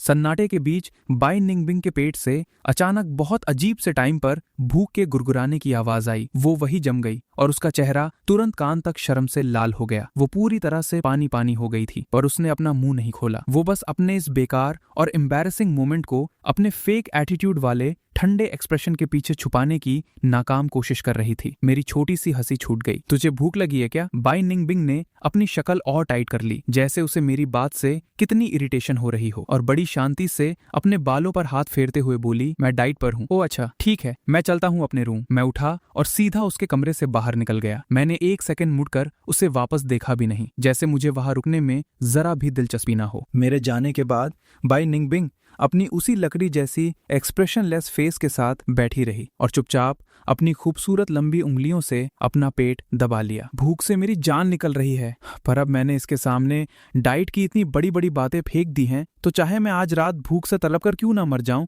पर मैं लियू आंटी से रात का नाश्ता बनाने को जिंदगी में नहीं बोलूंगी। उधर दूसरी तरफ मैं बाई निंगबिंग के रूम से बाहर निकलकर सीधा अपर फ्लोर पर चला गया था। अपनी पिछली जिंदगी में इस बाई निंगबिंग को पटाने के लिए मैंने क्या क्या मसाले और पापड़ नहीं बेले थे। किसी का दिल जीतना है तो उसके पेट को पहले टारगेट करो। मैंने इस रूल पर भी मास्टर डिग्री हासिल की थी। मेरे कुकिंग स्किल्स किसी होटल के मास्टर शेफ से कम नहीं थे। मैं एक नॉर्मल नूडल्स को भी ऐसी रॉयल डिश बना सकता था कि अमीरजादों की भी उसको अफोर्ड करने की औकात ना हो। किस्मत अच्छी थी कि फ्रिज में इंग्रेडिएंट्स की कोई कमी नहीं थी। मैंने बड़े आराम से और फुल जज्बात डालकर एक मस्त, मसालेदार और दिमाग हिला देने वाली नूडल्स तैयार की। ऊपर से फ्रेश हरी प्याज डाली। सिर्फ इस नूडल्स का सूप बेस बनाने के लिए मैं चूल्हे के सामने पूरा 1 घंटा खड़ा रहा था। भले ही देखने में वो काफी बेसिक लग रहा था, पर उसकी महक सीधा आत्मा में उतरकर किसी की भी भूख का भौकाल जगा सकती थी। जब बाई निंगबिंग ने अपने दरवाजे पर दस्तक सुनी तो उसे ये खतरनाक महक पहले ही आ चुकी थी। उसकी आंखों में एक सडन हलचल हुई। उसके दिमाग में एक डाउट सा आया और जैसे ही उसने दरवाजा खोला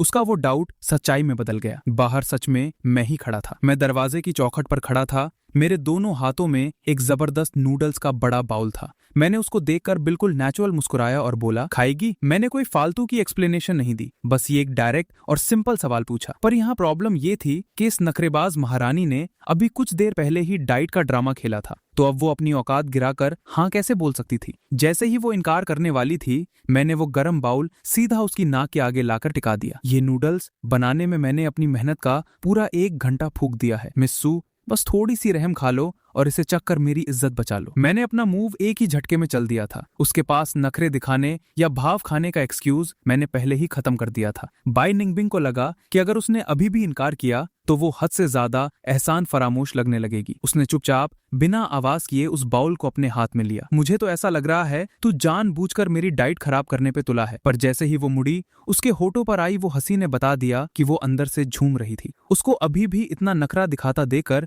मुझे इरिटेशन भी हुई और हंसी भी आई। तो मैंने गेम और स्ट्रॉन्ग करने के लिए उसकी तारीफों के पुल बांधने शुरू किए। वैसे सच बताऊं तो तुझे किसी डाइट की जरूरत ही नहीं है। तेरा फिगर पहले ही इतना कातिलाना है, तू फालतू में डाइट क्यों कर रही है? अपनी लाइफ में पहली बार जिस लड़के पर दिल आया हो, उसके मुंह से अपने फिगर की तारीफ सुनकर बाई निंगबिंग के कान एकदम अलर्ट हो गए थे। पर उसने अपनी अकड़ मेंटेन करते हुए बोली, इसको परस्यूट ऑफ परफेक्शन कहते हैं, तू नहीं समझेगा। ये बोलकर उसने नूडल्स का एक स्पून मुंह में डाला। बाहर से देखने में ये नूडल्स काफी आम लग रहे थे, लेकिन इस डिश की पूरी आत्मा उस सफेद और गाढ़े सूप के अंदर छुपी थी। बाई निंगबिंग ने जैसे ही पहला स्पून ट्राई किया, उसकी आंखें अचानक से चमक उठी। हर एक लंबा नूडल उस गाढ़े मसालेदार ग्रेवी से पूरा कवर था। एक बाइट लेते ही उस गजब के टेस्ट का भौकाल उसके मुंह में फट पड़ा। ये कहना गलत नहीं होगा कि ये बाई निंगबिंग की लाइफ की सबसे बेस्ट नूडल्स थी। ये सच में तूने बनाया है? उसको अभी भी यकीन नहीं हो रहा था। मैंने आराम से हाथ फैलाए। तो फिर किसका जादू है? बोल, टेस्ट में कैसा लगा? बाई निंगबिंग अब झूठ बोलकर इस डिश की बेइज्जती नहीं कर सकती थी। उसने अपना सर थोड़ा नीचे किया और की आवाज निकाली, और देखते ही देखते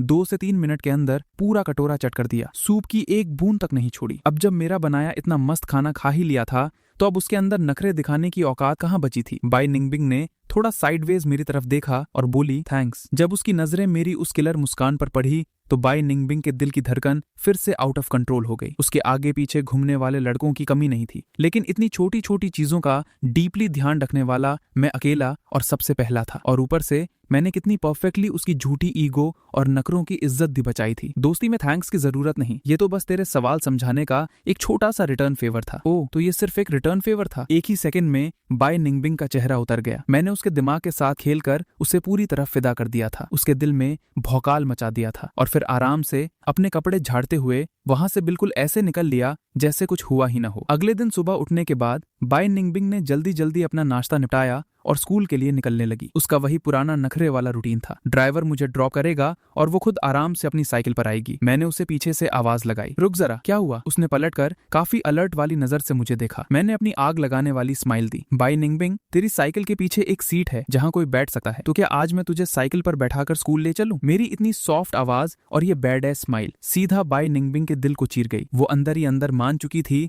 कि इस हैंडसम चेहरे के सामने उसके मुंह से इनकार निकलना नामुमकिन था, तो उसने मजबूरी में हाँ बोल दिया। जब मैं साइकिल चला रहा था और वो मेरे पीछे बैठकर स्कूल जा रही थी। बाई निंगबिंग का दिमाग समझ नहीं पा रहा था। मैंने तो कसम खाई थी कि इससे दूर रहूंगी, तो फिर हम लगातार इतने करीब कैसे आते जा रहे हैं। पूरे रास्ते फुल स्पीड में साइकिल भगाने के बाद हम आखिरकार क्लास की बेल बजने से ठीक पहले क्लासरूम में पहुंच ही गए और क्लास टीचर से कूट खाने की बेइज्जती से बच गए। ब्रेक के टाइम जब मैं वॉशरूम गया हुआ था, बाई निंगबिंग अपनी डेस्क पर सर रखकर सो रही थी। तभी उसे कुछ लौंडों की आवाजें सुनाई दी जो मेरे पीठ पीछे बकवास कर रहे थे। कुछ लड़कों का झुंड आपस में जल भुन रहा था और उनकी चुगली इस बात पर चल रही थी कि मैं आजकल उसके इतना करीब कैसे हो गया हूँ। ये बकवास सुनते ही बाई निंगबिंग अचानक अपनी सीट से खड़ी हो गई और सीधा उन लौंडों के पास पहुंच गई। बाई निंगबिंग पूरे ग्रेड की नंबर 1 टॉपर थी। ऊपर से इतनी खूबसूरत और अमीर बाप की औलाद थी। स्कूल के आधे से ज्यादा लड़के उस पर लट्टू थे और उसके आगे पीछे घूमते थे। जैसे ही उन छपरी लड़कों ने उसे अपनी तरफ आते देखा तो मेरी बेइज्जती करने वालों की बोलती एकदम बंद हो गई। वो थोड़े डरे हुए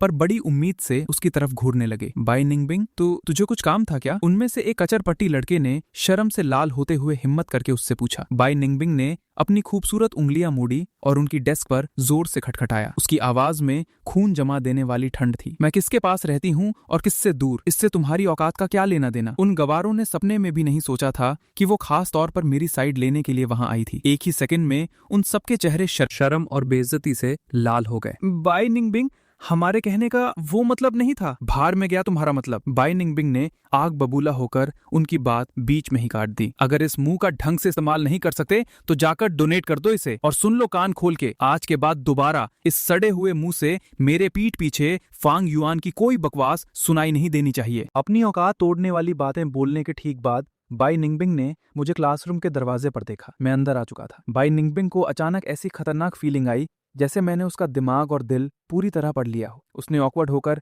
हल्की सी खांसी की और लंबे कदम उठाते हुए तेजी से आगे बढ़ने लगी। जब वो मेरे पास से गुजरी, उसने अपना खूबसूरत चेहरा एकदम नखरे में रखते हुए कहा, साइड हट, मैं वॉशरूम जा रही हूँ। मैं थोड़ा साइड हट गया ताकि वो निकल सके। बाई निंगबिंग ने जैसे ही कुछ कदम आगे बढ़ाए, मेरी आवाज पीछे से आई, थैंक यू बाई निंगबिंग। ये सुनकर बाई निंगबिंग की चलने की स्पीड और तेज हो गई क्योंकि बाई निंगबिंग ने मेरा स्टैंड लिया था। मेरा मूड इतना मस्त था कि वो बोरिंग मैथ की बुक भी मुझे आज बड़ी खूबसूरत लग रही थी। सू वानरो ने देखा कि मेरे होठों पर लगातार एक स्माइल है तो वो पीछे घूमकर मुझसे बोली, फांग युआन, क्या तू आज रात को फ्री है? मुझे समझ नहीं आया कि सू वानरो इतनी लफंगी तरह से क्यों हंस रही थी, पर जितना मैं सू वानरो को जानता था उतना पता था कि ये दिमाग में जरूर कोई ना कोई खिचड़ी पका रही है। क्या काम है? मैंने पूछा। आज फ्राइडे है और कल छुट्टी है। अगर कोई लफड़ा नहीं हुआ तो हाँ, आज रात में फ्री हूँ। सू वानरो मेरे पास आई और मेरे कान में धीमी आवाज में बोली, वो क्या है ना, बिंग दीदी की आज रात किसी के साथ कार रेसिंग है। अगर टाइम है तो तुझे वहां का भौकाल दिखाती हूँ, चलेगा? Car racing? मेरा माथा ठनक गया। पिछली जिंदगी में बाई निंगबिंग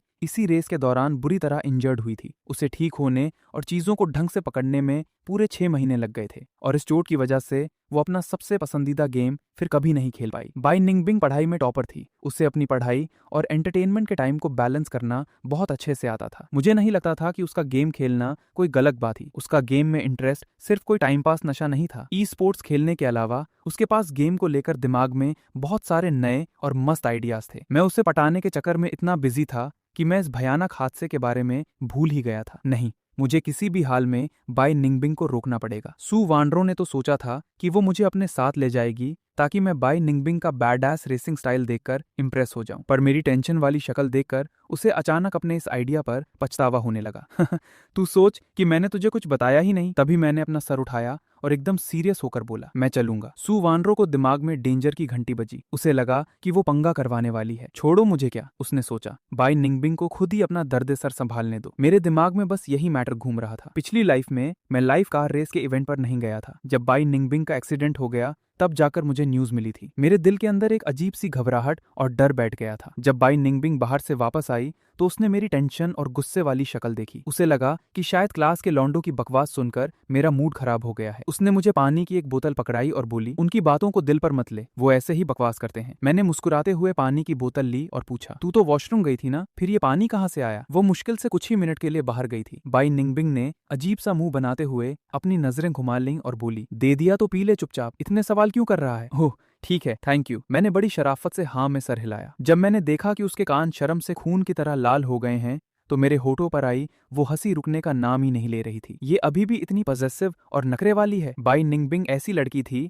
जो सिर्फ प्यार से मानती थी, अकड़ दिखाने से नहीं। मुझे इतनी शराफत से बात मानते देकर उसे खुद पर बुरा फील होने लगा कि उसने मुझसे इतनी तेज टोन में बात की। वो समझाना चाहती थी, पर जब उसने सर घुमाया तो जो शब्द उसके मुंह तक आए थे वो सब भूल गई। उस वक्त तक मैं बोतल का ढक्कन खोलकर सर पीछे किए पानी पी रहा था। क्या तू आज किसी के साथ रेसिंग करने जा रही है? बाई निंगबिंग ने थोड़ा साइड एंगल से अपनी ठंडी बर्फीली नजरों से मुझे देखा। उसकी आवाज में इरिटेशन साफ झलक रही थी। क्या येसु वांड्रो ने तुझे बताया? क्या तुझे भी वहां जाना है? मैंने ना में अपना सर हिलाया और पूछा, क्या तू वहां जाने का प्लान कैंसिल नहीं कर सकती? बाई निंगबिंग ने हैरानी से मुझे घूरा। तू क्यों चाहता है कि मैं वहां ना जाऊं? मैं उसे ये थोड़ी बोल सकता था कि वहां जाने से उसे चोट लग जाएगी। उसके लिए तो ये किसी गाली या बद्दुआ जैसी बात होती। थोड़ी देर वहां शांति रही, जिसके बाद बाई निंगबिंग ने ही चुप्पी तोड़ी। एक काम करते हैं, तू भी मेरे साथ ही चल पड़। मेरे दिमाग में उसे रोकने का कोई सॉलिड बहाना नहीं आ रहा था, तो मजबूरी में मैंने अभी के लिए हाँ बोल दी, ये सोचकर कि जैसा टाइम आएगा वैसा एक्शन लूंगा। स्कूल छूटने के बाद मैं बाई निंगबिंग और सू वानरो के साथ वहां से निकल पड़ा। स्कूल के गेट से निकलते ही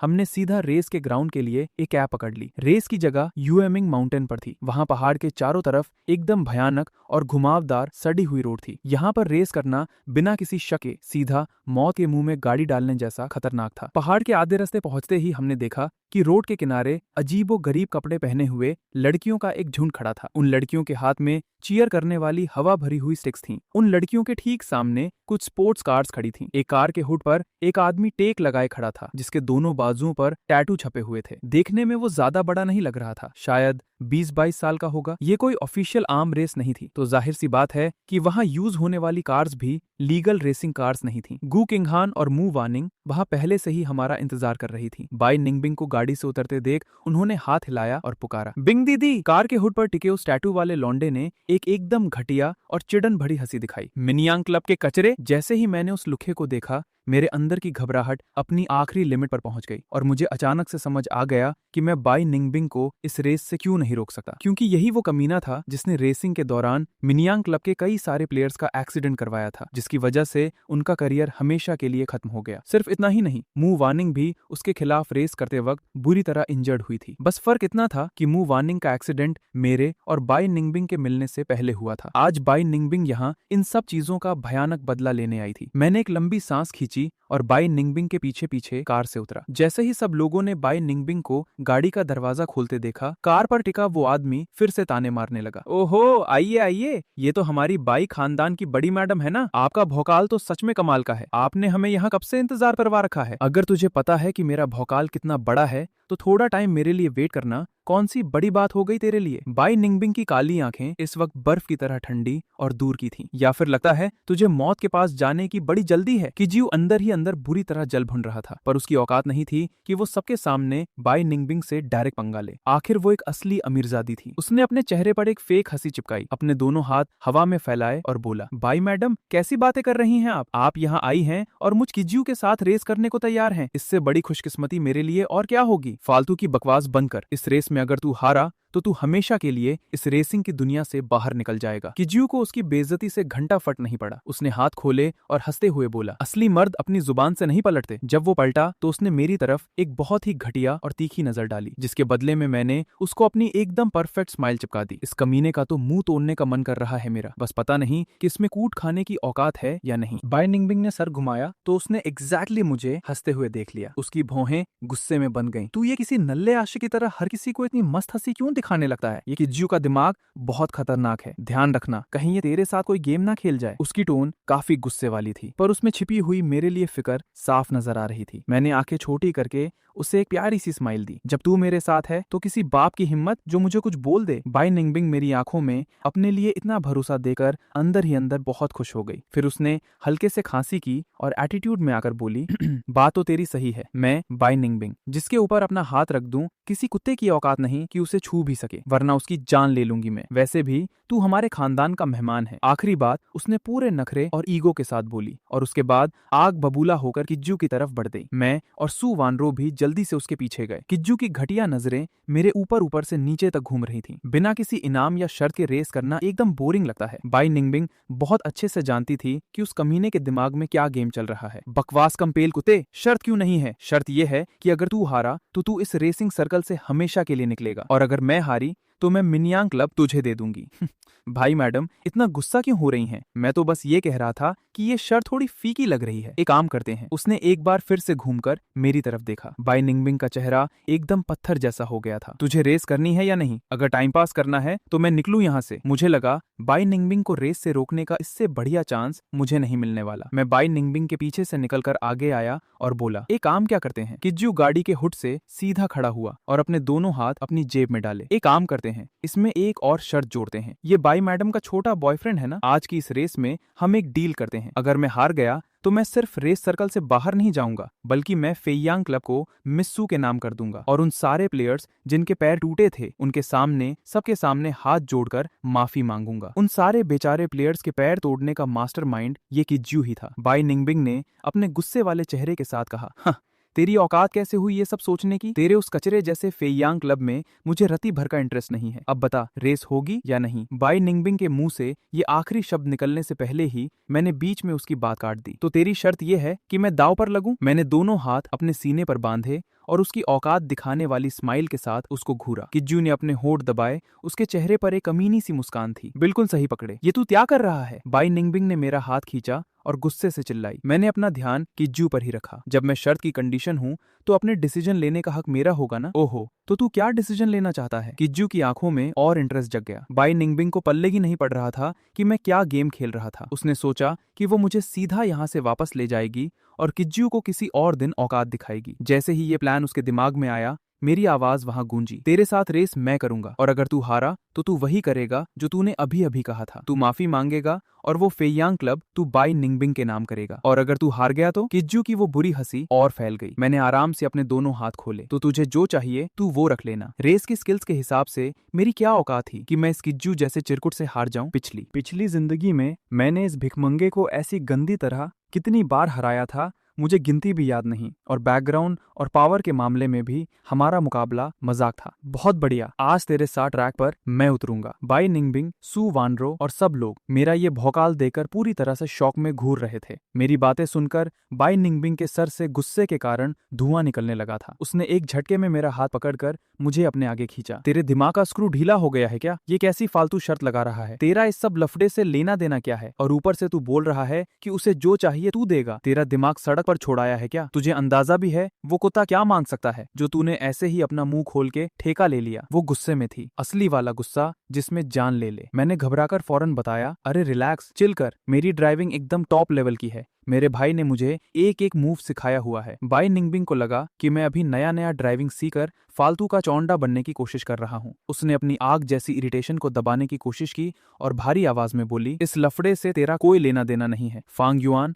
बेहतर यही होगा कि तू बीच में टांग मत अड़ा। ये किज्यू बहुत ही कमीना किस्म का इंसान है। मैं किसी हाल में नहीं चाहती कि तुझे रेस के दौरान खरोंच भी आए। सबके सामने इतनी बेइज्जती के साथ कमीना का टैग सुनकर किज्यू का चेहरा एकदम उतर गया था और उसकी बोलती बंद हो गई। भाई वो था कमीना, पर उसके मुंह पर सीधा बोल देना थोड़ा ज्यादा औकात दिखाना हो गया था। ऐसा लग रहा था जैसे वो जानती थी कि ये चूहा उसके सामने कुछ उखाड़ नहीं सकता और ना ही पीठ पीछे उससे भिड़ने का दम रखता है। बाई मैडम, आप ऐसी बातें बोलकर मुझे बुरी तरह से बदनाम कर रही हैं। आपके यहाँ होते हुए मेरी क्या हिम्मत कि मैं आपके छोटे से बॉयफ्रेंड को कुछ बोलूं या करूं? अपना मुंह बंद रख। बाई निंगबिंग बुरी तरह चिल्लाई। जितना ज्यादा बाई निंगबिंग के दिमाग की नस फट रही थी, मैं उतना ही अंदर खुश होकर पार्टी कर रहा था, क्योंकि उसका गुस्सा दिखा रहा था कि उसे मेरी फिक्र कितनी ज्यादा है। मैंने उसके गुस्से को ठंडा करने के लिए आराम से उसके हाथ पर थपथपाया। तो फिर तू एक काम कर सकती है, तू इस कमीने के साथ रेस मत कर। बाई निंगबिंग एक सेकंड के लिए वही फ्रीज हो गई, फिर बोली, नहीं, ये किज्यू बिल्कुल किसी चिपकू बीमारी जैसा था जिसको हटाना मुश्किल था। पर उसकी एक औकात वाली बात थी कि वो अपनी लगाई शर्तों और प्रॉमिस का पक्का था। अगर वो एक बार हार गया तो वो दोबारा मुड़कर मिनियांग क्लब के प्लेयर्स को तंग करने की हिम्मत नहीं करेगा। बाई निंगबिंग की खामोशी में साफ दिख रहा था कि वो एग्जैक्टली यही सोच रही है। मेरे होठों पर एक कमीनी सी स्माइल आ गई। टेंशन फ्री रहे बाई निंगबिंग। बाई निंगबिंग का दिमाग चकरा गया था कि आखिर चल क्या रहा है। तेरा इस लफड़े से क्या लेना देना है? तू क्यों उसके साथ रेस करने पर तुला हुआ है? क्योंकि अगर मैं उसके साथ रेस नहीं करूंगा तो तू करेगी। मैंने मुस्कुराते हुए अपने बगल वाली कार का दरवाजा खोला और अंदर बैठ गया और पीछे बाई निंगबिंग के दिल पर सीधा वार करने वाली एक बात छोड़ दी। मैं नहीं चाहता कि तुझे चोट लगे। असलियत ये थी कि मेरी ड्राइविंग स्किल्स इस वक्त की बाई निंगबिंग से कहीं ज्यादा खतरनाक और एडवांस थी। किसी भी इमरजेंसी या लाइफ एंड डेथ सिचुएशन में मैं बाई निंगबिंग से कहीं ज्यादा बेहतर तरीके से मैटर हैंडल कर सकता था। मैं नहीं चाहता कि तुझे चोट लगे। ये लाइन हवा के साथ बहकर सीधा बाई निंगबिंग के दिल में उतर गई। वो और बाकी सब हैरानी से मुझे घूर रहे थे, जो अभी अभी गाड़ी में बैठा था। बाई निंगबिंग ने अपनी पूरी जिंदगी में, शायद इसलिए क्योंकि वो बचपन से ही हर चीज बहुत परफेक्ट और कंट्रोल में करती आई थी, चाहे उसके माँ बाप हों या उसके दोस्त। इस रेस में भले ही सबको पता था कि ये किजियो कितना बड़ा कमीना और धोखेबाज है, फिर भी किसी ने उसकी सेफ्टी की टेंशन नहीं ली थी, क्योंकि सबको उसकी औकात और काबिलियत पर हद से ज्यादा भरोसा था। पर अचानक एक लड़का सामने आकर एकदम सीरियस होकर उससे बोलता है कि वो नहीं चाहता कि उसे चोट लगे। ये सिर्फ हवा में मारी हुई फालतू बातें नहीं थी, ये उन दोगले लोगों की झूठी फिक्र से बिल्कुल अलग था। मैंने अपने एक्शन से सीधा प्रूफ दे दिया था कि मैं वाकई में नहीं चाहता था कि उसे एक खरोच भी आए। उसके दिल की धड़कन, जो हमेशा आउट ऑफ कंट्रोल रहती थी, वो अचानक से एकदम शांत हो गई। उसकी आंखें बिना पलकें झपकाए बस मुझे ही घूर रही थी। अचानक बाई निंगबिंग ने अपने दिमाग में एक डिसीजन लिया। उसने कार का दरवाजा खींचा और बिना एक सेकंड सोचे को पायलट सीट पर आकर बैठ गई। उसने अपनी सीट बेल्ट बांधी। मैं थोड़ा शॉक हुआ उसे देखकर, पर फिर मेरी हंसी छूट गई। जैसी तेरी मर्जी। मेरी उस मुस्कान में एक अजीब सा प्यार और थोड़ी मजबूरी थी। बाई निंगबिंग को लगा कि शायद उसने मुझे गलत समझ लिया था। उसका खूबसूरत चेहरा शर्म से लाल हो गया। अपनी इस अजीब सी घबराहट और शर्म को छुपाने के लिए बाई निंगबिंग ने पलटकर इस सारे लफड़े की जड़ उस किजियो पर पूरी ताकत से चिल्लाया, तुझे रेस करनी है या नहीं? जल्दी आकर गाड़ी में बैठ। किजियो को यह बात बिल्कुल हजम नहीं हुई कि बाई निंगबिंग ने इतने सारे लोगों के सामने उसकी इस तरह से औकात दिखा दी। उसने एक बहुत ही घटिया और ठंडी हंसी दी।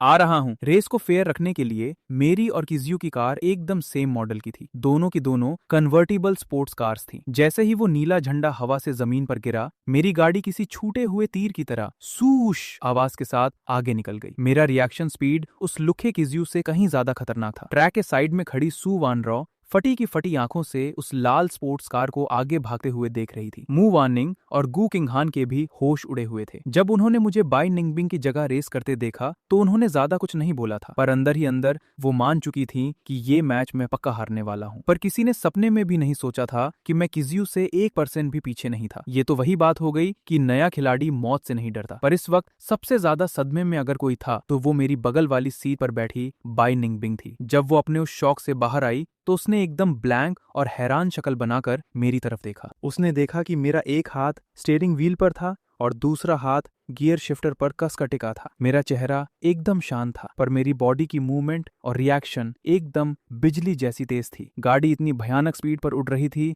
लेकिन मेरे चेहरे पर डर का एक छोटा सा निशान भी नहीं था। वो हार जीत उतनी मैटर नहीं करती जब तक मैं यहाँ हूँ। किजियो की औकात नहीं कि वो तेरा कुछ उखाड़ सके। तू गाड़ी थोड़ी धीमी चला ले। इस वक्त बाई निंगबिंग एकदम किसी गांव वाले की तरह बिहेव कर रही थी जो पहली बार किसी स्पोर्ट्स कार में बैठा हो। उसे लग रहा था कि ये सब उसके दिमाग और औकात के बाहर की चीज हो रही थी। ये सब देखकर वो खुद को बहुत इग्नोरेंट महसूस कर रही थी। कोई तो बताओ उसे, ये आम सा दिखने वाला शांत और पढ़ाकू लड़का ड्राइविंग सीट पर आकर इतना भौकाली और बड़ास कैसे बन गया? गाड़ी की स्पीड से आती हवा इतनी तेज थी कि लग रहा था चेहरे की खाल ही उड़ जाएगी। किजियो पूरी कोशिश के बाद भी मुझे ओवरटेक नहीं कर पा रहा था, क्योंकि मैं पूरी तरह से उसके आगे रास्ता ब्लॉक करके बैठा था। और स्पीड के मामले में भी मैं उससे बाप लेवल आगे था। अपने आगे उड़ती हुई मेरी गाड़ी को देखकर किजियो का चेहरा गुस्से और बेइज्जती से काला पड़ चुका था। धोखा हो गया। ये दोनों जरूर मिलकर मेरे साथ ड्रामा कर रहे थे और मुझे फंसाया है। इतनी खतरनाक ड्राइविंग स्किल्स होने के बावजूद मैं ऐसी मासूम शक्ल बनाकर घूम रहा था। गुस्से में आकर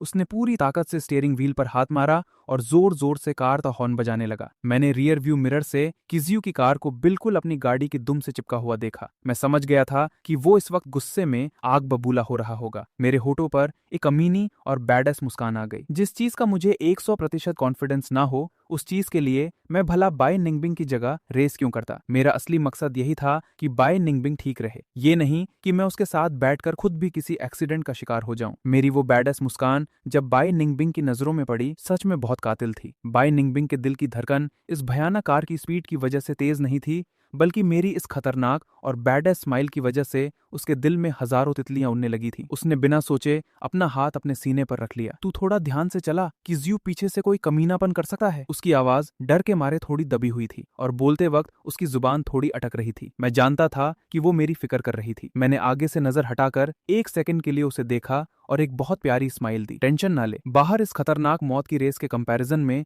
मेरी ऐसी कूल और रिलैक्स स्माइल बहुत ही स्पेशल और सुकून देने वाली लग रही थी। बाई निंगबिंग का दिल एक बार फिर आउट ऑफ कंट्रोल होकर पागलों की तरह धड़कने लगा। उसने अचानक झटके से अपना सर दूसरी तरफ घुमा लिया और बाहर विंडो से देखने लगी ताकि बाहर की ठंडी हवा उसके गर्म चेहरे पर लगे। पर वो अपने मन में सोच रही थी, कसम से ये लड़का तो पूरी तरह फिदा कर देगा। किजियो कब से मेरी गाड़ी को पकड़ने की नाकाम कोशिश कर रहा था। बड़ी मुश्किल से वो मेरी गाड़ी के एकदम चिपक कर आया था, पर मैं उसे ओवरटेक करने का एक छोटा सा चांस भी नहीं दे रहा था। जब किजियो को उस रेस की शर्त याद आई तो उसकी शक्ल मौत जैसी हो गई। जब तुमने मेरे साथ ये गेम खेलने की हिम्मत की है तो अब मुझे मत दोष देना अगर मैं अपनी औकात पर आ गया। ये पूरा रूट उसके बाप के घर जैसा था। उसे एक एक रास्ता पता था। थोड़ा आगे एक बहुत ही भयानक और शार्प टर्न आने वाला था। उसकी आंखों में एक जानलेवा और कमीना इरादा चमकने लगा। सामने शार्प टर्न का बोर्ड लगा हुआ था। मेरी चील जैसी नजरों ने उसे बहुत पहले ही देख लिया था, और जब मैंने नोटिस किया कि पीछे की कार तेजी से फासला कम कर रही है तो मेरे होठों पर एक भौकाली हंसी आ गई। बाई निंगबिंग ने भी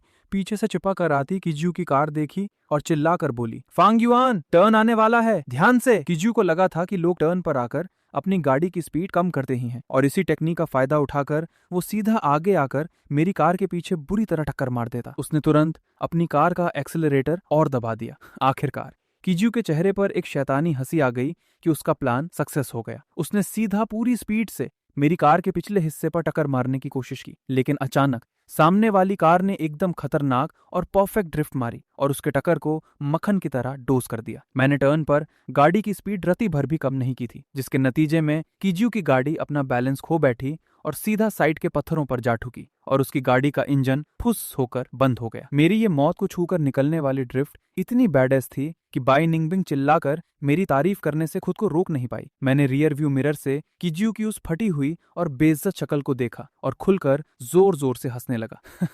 दूसरों की कब्र खोदने निकला था, खुद ही उसमें गिर गया। मेरी वो क्लियर और कॉन्फिडेंट हंसी में एक अजीब सा सुकून और टशन था। बाई निंगबिंग की आंखों में जो हैरानी थी वो धीरे धीरे नॉर्मल होने लगी। जब उसने साइड से मेरी प्रोफाइल को घूरा तो उसकी नजरों में एक नया और बिल्कुल अनजान इमोशन दिख रहा था, एकदम शांत, दिमाग वाला, हिम्मत वाला और टोटली फोकस्ड। इंजन बंद होने के बाद किजियो वही रोड पर किसी कचरे की तरह पीछे छूट गया था। रेस का फिनिश लाइन वही था जहां से हमने स्टार्ट किया था। फिनिश लाइन के बाहर खड़े सारे लोग अपनी गर्दन घुमा घुमा कर हमारा इंतजार कर रहे थे। जब वहां अचानक से एक लाल रंग की स्पोर्ट्स कार की एंट्री हुई तो सबके दिलों की धड़कन रुक गई, और जब उन्होंने आंखें फाड़कर उस कार का नंबर प्लेट देखा, पूरे ग्राउंड में पब्लिक खुशी से चिल्ला पड़ी। सू वानरॉ का जबड़ा जमीन को छू रहा था। भाई साहब, ये कैसे हो गया? जैसे ही मेरी गाड़ी वहां रुकी, मैं पूरी तरह से उन चिल्लाते हुए और चीयर करते हुए लोगों से घिर गया था। करीब 2 मिनट के भयानक इंतजार के बाद तब जाकर किजियो की कार नजर आई। किजियो की आंखों में इस वक्त सिर्फ और सिर्फ खून और बदला दिख रहा था। जब उसने रोड के किनारे खड़ी बाई निंगबिंग को देखा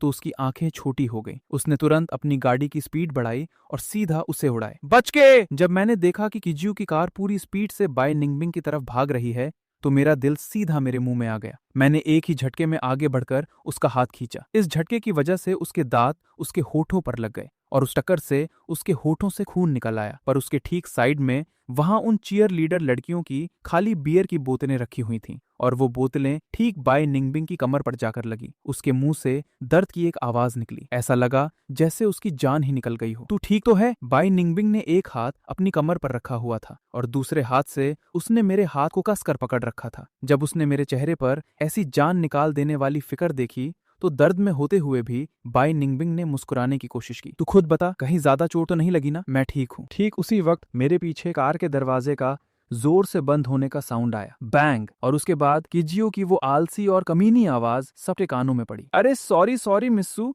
मेरा ध्यान नहीं गया, मैंने देखा नहीं आपको। मैं पहले से ही जानता था कि किजियो किस लेवल का गिरा हुआ इंसान है, पर मैंने सपने में भी नहीं सोचा था कि वो सबके सामने ऐसी घटिया हरकत करने की औकात दिखाएगा। मैंने अपने दिमाग के फटने वाले गुस्से को पूरी तरह दबा लिया। मैंने पलटकर सीधा किजियो को घूरा। आंखों में चर्बी चढ़ी है क्या तेरी, या फिर मौत बुला रही है तुझे? ये सुनकर किजियो का एटीट्यूड भी एकदम बदल गया। उसने किसी मौत के डर जैसी नजरों से मुझे घूरा। तब तक सू वानरो और बाकी सब होश में आ गए थे और उन्होंने सीधा किजियो को गालियां बकना शुरू कर दिया। हमारी बाई दीदी पर गाड़ी चढ़ाने की कोशिश करता है, तेरी औकात और हिम्मत कैसे हुई? सू वानरो जरा भी डर नहीं रही थी। उसने दोनों हाथ अपनी कमर पर रखे और उस लुखे के ठीक सामने आकर खड़ी हो गई। मू वानिंग और गू किंगहान दोनों उसके लेफ्ट और राइट में थे, बिल्कुल किसी बॉडीगार्ड्स की तरह। उन तीनों ने किजियो को ऐसी नजरों से देखा जैसे उसे जिंदा ही कचा चबा जाएंगी। उनकी आंखें बता रही थीं कि वो बिना इसका हिसाब बराबर किए वहां से हिलेंगी नहीं। किजियो के चेहरे की चमड़ी हल्की सी कांप रही थी। मैंने अभी बोला ना कि मैंने नहीं देखा था। ये बाई खानदान की इकलौती लड़की है। मेरी इतनी औकात कहाँ कि मैं इस पर गाड़ी चढ़ा दूं। माफी मांग तो ली है मैंने। मैं बिना किसी एक्सप्रेशन के चलते हुए किजियो के ठीक आगे आकर खड़ा हो गया। किजियो ने एक और फेक मुस्कान दिखाई। उसने अपना सर थोड़ा साइड किया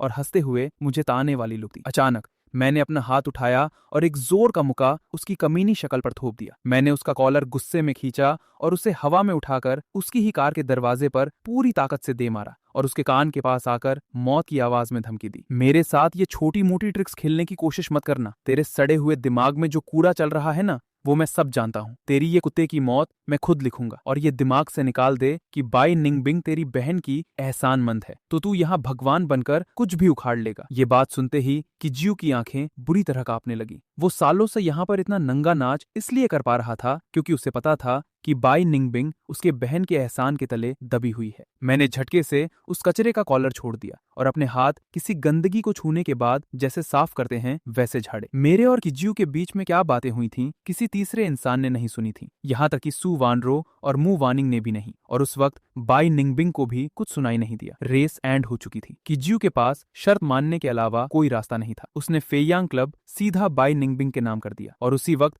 हमेशा के लिए इस रेसिंग की दुनिया से बाहर निकल गया। बाई निंगबिंग की कमर पर जोन बियर की बोतले से चोट लगी थी। थोड़ी देर आराम करने के बाद वो ठीक हो गई।